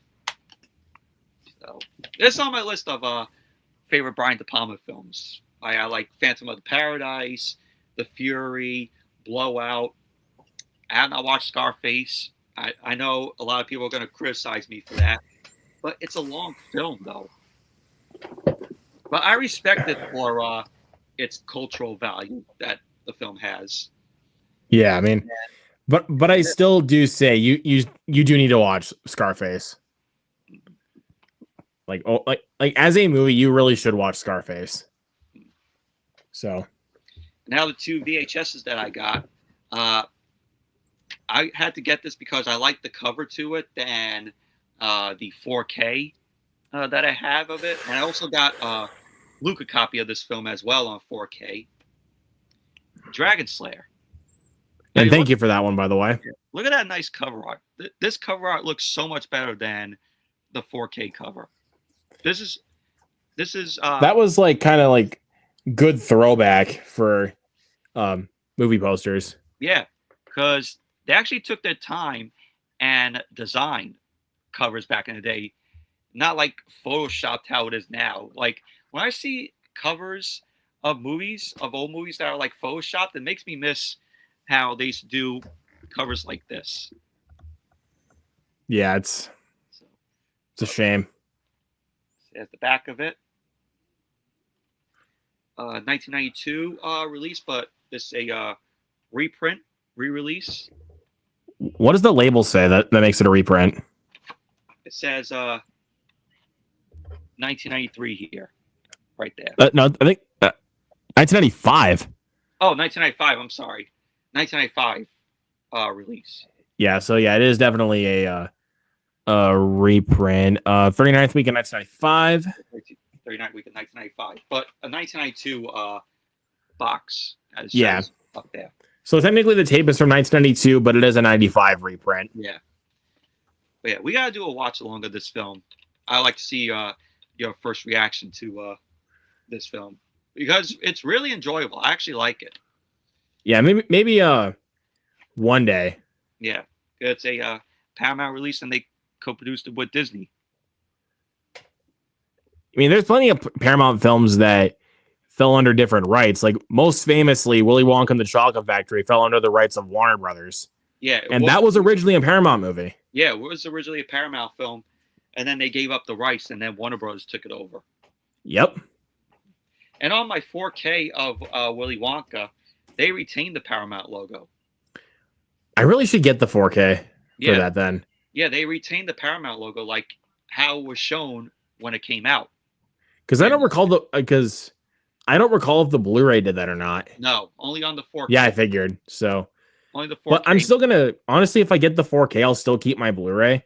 Yeah, I still have my Blu-ray of it. I have the Digibook Blu-ray, which is unopened though.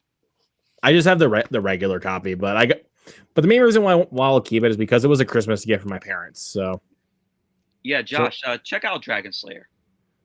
I will watch that soon. Wrestler says Scarface is overrated. Blowout is good. Dude, Blowout's great. I want to shout out my boy Alex, if he's watching, for showing me that movie, because that was damn good. Yeah. We got to get Alex on a watch along here, buddy. He was one of my co-hosts originally. Alex, if you're watching, we still got Rock and Roll High School to watch. And we got the Breakfast Club watch along that I want to do. Yeah. I got this off of Whatnot.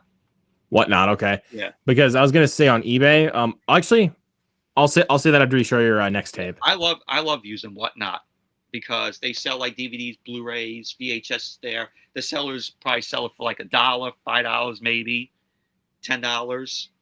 Yeah, I might have to use Whatnot then instead of just going on Amazon and eBay so I can find better deals. Yeah, I love Whatnot. Better deals than Amazon and eBay, to me. Yeah. All right. What's the other VHS tape you got there, good sir? Here, gonna end off here with a classic. Ferris Bueller's Day Off. Bueller. I have it. Let me grab it on. Yeah. Not the original release. It's a reprint. I have it on 4K. Does that 4K have the commentary by John Hughes? Yep. I got to pick that commentary up with director John Hughes. It says in the special features here. I had to pick that up now because I know the Blu-ray didn't have that, so that's why I kept the old DVD. But the 4K has it. So. But yeah, this is a reprint. 1992. It says up here. One of the best scenes there, the parade in Chicago. I mean, that parade in Chicago is like the most iconic scene out of that whole movie. Yeah. But to be fair, the movie as a whole is iconic. Of course. Like literally one of the best 80s movies. Here's the label, 1993 release. Okay, now that one's actually 1993. Yeah, I got it confused. I was like, I thought Dragon Slayer was 93, but then I remember it's Ferris Bueller. Ferris Bueller is 93. Yeah. Classic end labels. I like how Paramount did these stickers and end labels. Got it. Yeah, 43rd week in 1993. I got a couple of those that I can show you later for the VHSs. I like the top to it. You know, they always did. Paramount always did good like top labels. Yeah. And I got more VHSs coming. Hopefully they arrive for the next show on Tuesday. I was actually going to say, I actually have a VHS coming in the mail. It's actually a screener VHS for a movie that's only available on DVD. Oh, wow. And the seller offered it to me for $20. Wow. So I was like, fuck yeah. Cause like it was originally like $31 and I was like, I'm not paying that much for it, dude. No. And then I saw a seller offer for $20 and I was like, yes. Like it is a documentary movie, but the fact that it's only on a screener VHS and not like an actual release, I was like, I have to. Like, because this is extremely rare. I was like, yeah, I have to. So I'll probably show that in the next episode. All right. So, there we go. Like I said, Blu-rays. This is going to be a while, folks. But I'll try to make it quick. So I kind of just put these in order of like what places I got these from. All right. So Walmart pickups, picked up Freaky Tales, which I actually really like this slipcover. I heard about very fun movie. Dude, Pedro Pascal, he's everywhere this year, dude. Like Materialists, Freaky Tales, Fantastic Four, Eddington. That dude is everywhere. All right, and also picked up The Accountant 2. But actually, really quick before I move on to the next one, I got this Freaky Tales and another one I'm going to show here in a couple seconds on like the week after they released, because I think I might have said this in the last episode.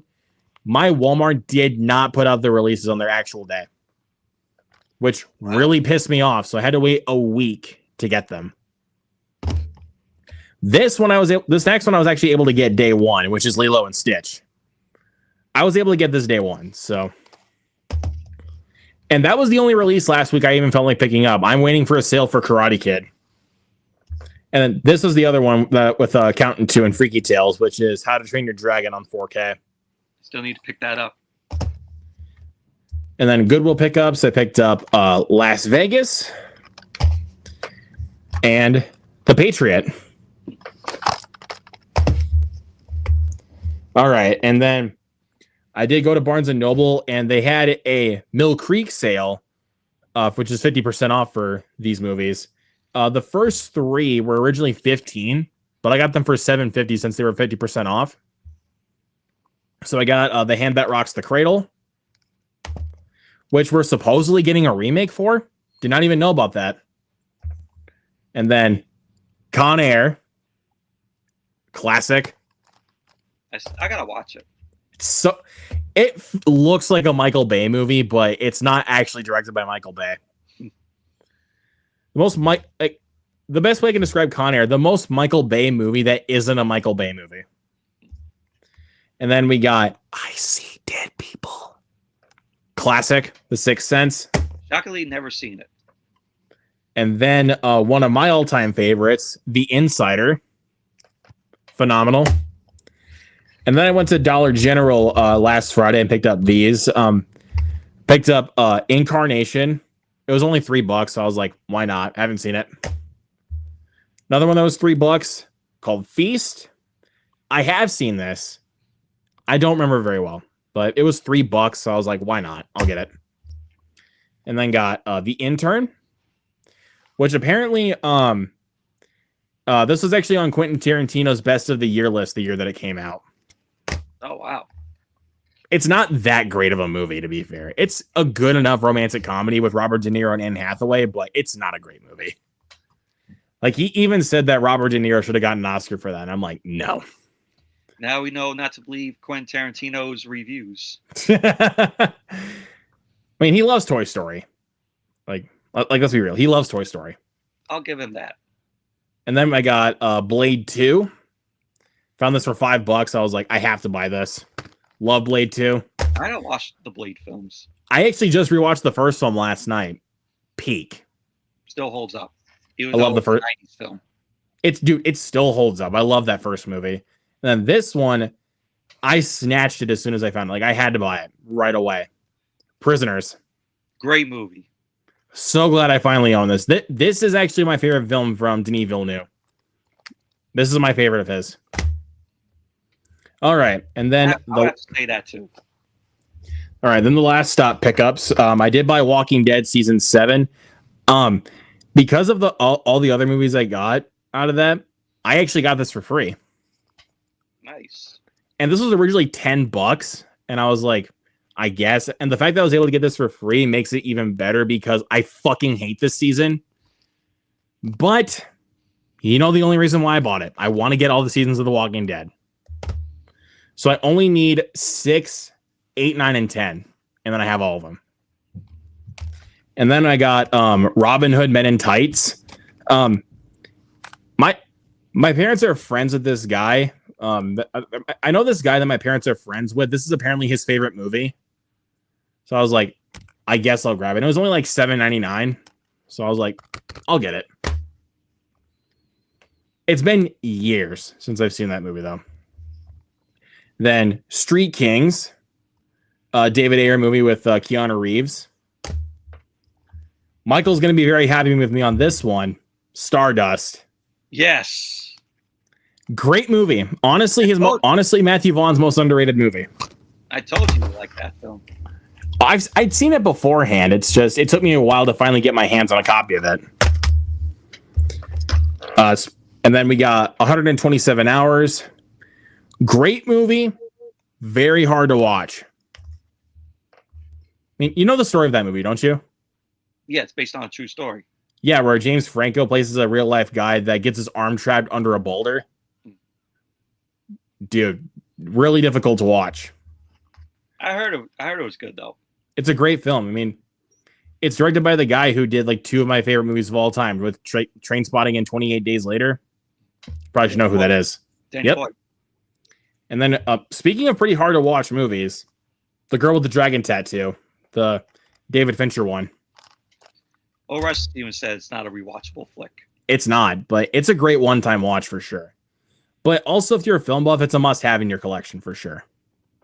And then speaking of must-haves that I finally own now. Yeah, I found it for $10. Should have got it on 4K. Didn't see it. I have the 4K. I know you do, you lucky bastard. But I found this for $10, okay? If I find the 4K, I'll probably pick it up. Then also, okay. I'll actually show this quick and then I'll tell a funny story. So I finally picked up Hot Fuzz, my favorite of the Cornetto trilogy from Edgar Wright. The funny story is, so Last Stop has a website and they can tell you like when, if the thing you're looking for is either in stock or out on either side, the west or the east side. So I was looking for the 4K trilogy set of the Cornetto trilogy, which is, of course, this Shaun of the Dead and The World's End. And it was there for like $20. Like it was listed for $20. They said it was in stock, but as soon as I go in the store, they don't have it then. And I was fucking pissed off. And I was like, well, look, if they have one of them in stock, I'll pick it up. And I saw that they had Hot Fuzz for $7.99. And I was like, I'll get it. So, but I want to get the Cornetto trilogy for sure. All right, 4Ks. I did pick up War Dogs. So it's $10. And it had the slip. But the one thing look, even though this was $10 and it had a slip, I hate that the side looks like this. Look at that. Oh, yeah. I hate that. But it had a slip and it was $10, so I was like, fuck it. Why do you think my Sinners copy looks like that, though? But the top is just, just creased. Yeah, but it's the side on this one, and I'm just like, what happened here? But it had the slipcover and it was $10, so I was like, yeah, I'll get it. And I really like this movie. And this one had the slipcover and it was $5.99, and I was like, I have to pick this up. Braveheart. I've never seen Braveheart. Dude, it was $5.99. I had to pick it up. Phenomenal movie. Okay. That's it. There you go. That is episode 28 of Movie Fanatics. We will be back on Tuesday, this go around. Back to our regularly scheduled program on Tuesday. Yeah, sorry that we had to put out an episode on Wednesday. Again, life got in the way. And like you said, last Tuesday you were out, and yesterday I was out. So I think this is a good time to give out an episode for a nice little 2-week hiatus. Yeah. But yeah, next Tuesday we'll be back to regular schedule. So look forward to that, guys. Anyways, guys, you guys know where to find Michael on all of his socials. But also special announcement for Sunday for a watch along. Michael literally brought up the movie earlier when I was talking about War Dogs. Sinners. We are doing a watch along for Sinners on Sunday. So look forward to that. Nice. But anyways, guys, we'll see you guys next time. Have a good night. Peace. See ya.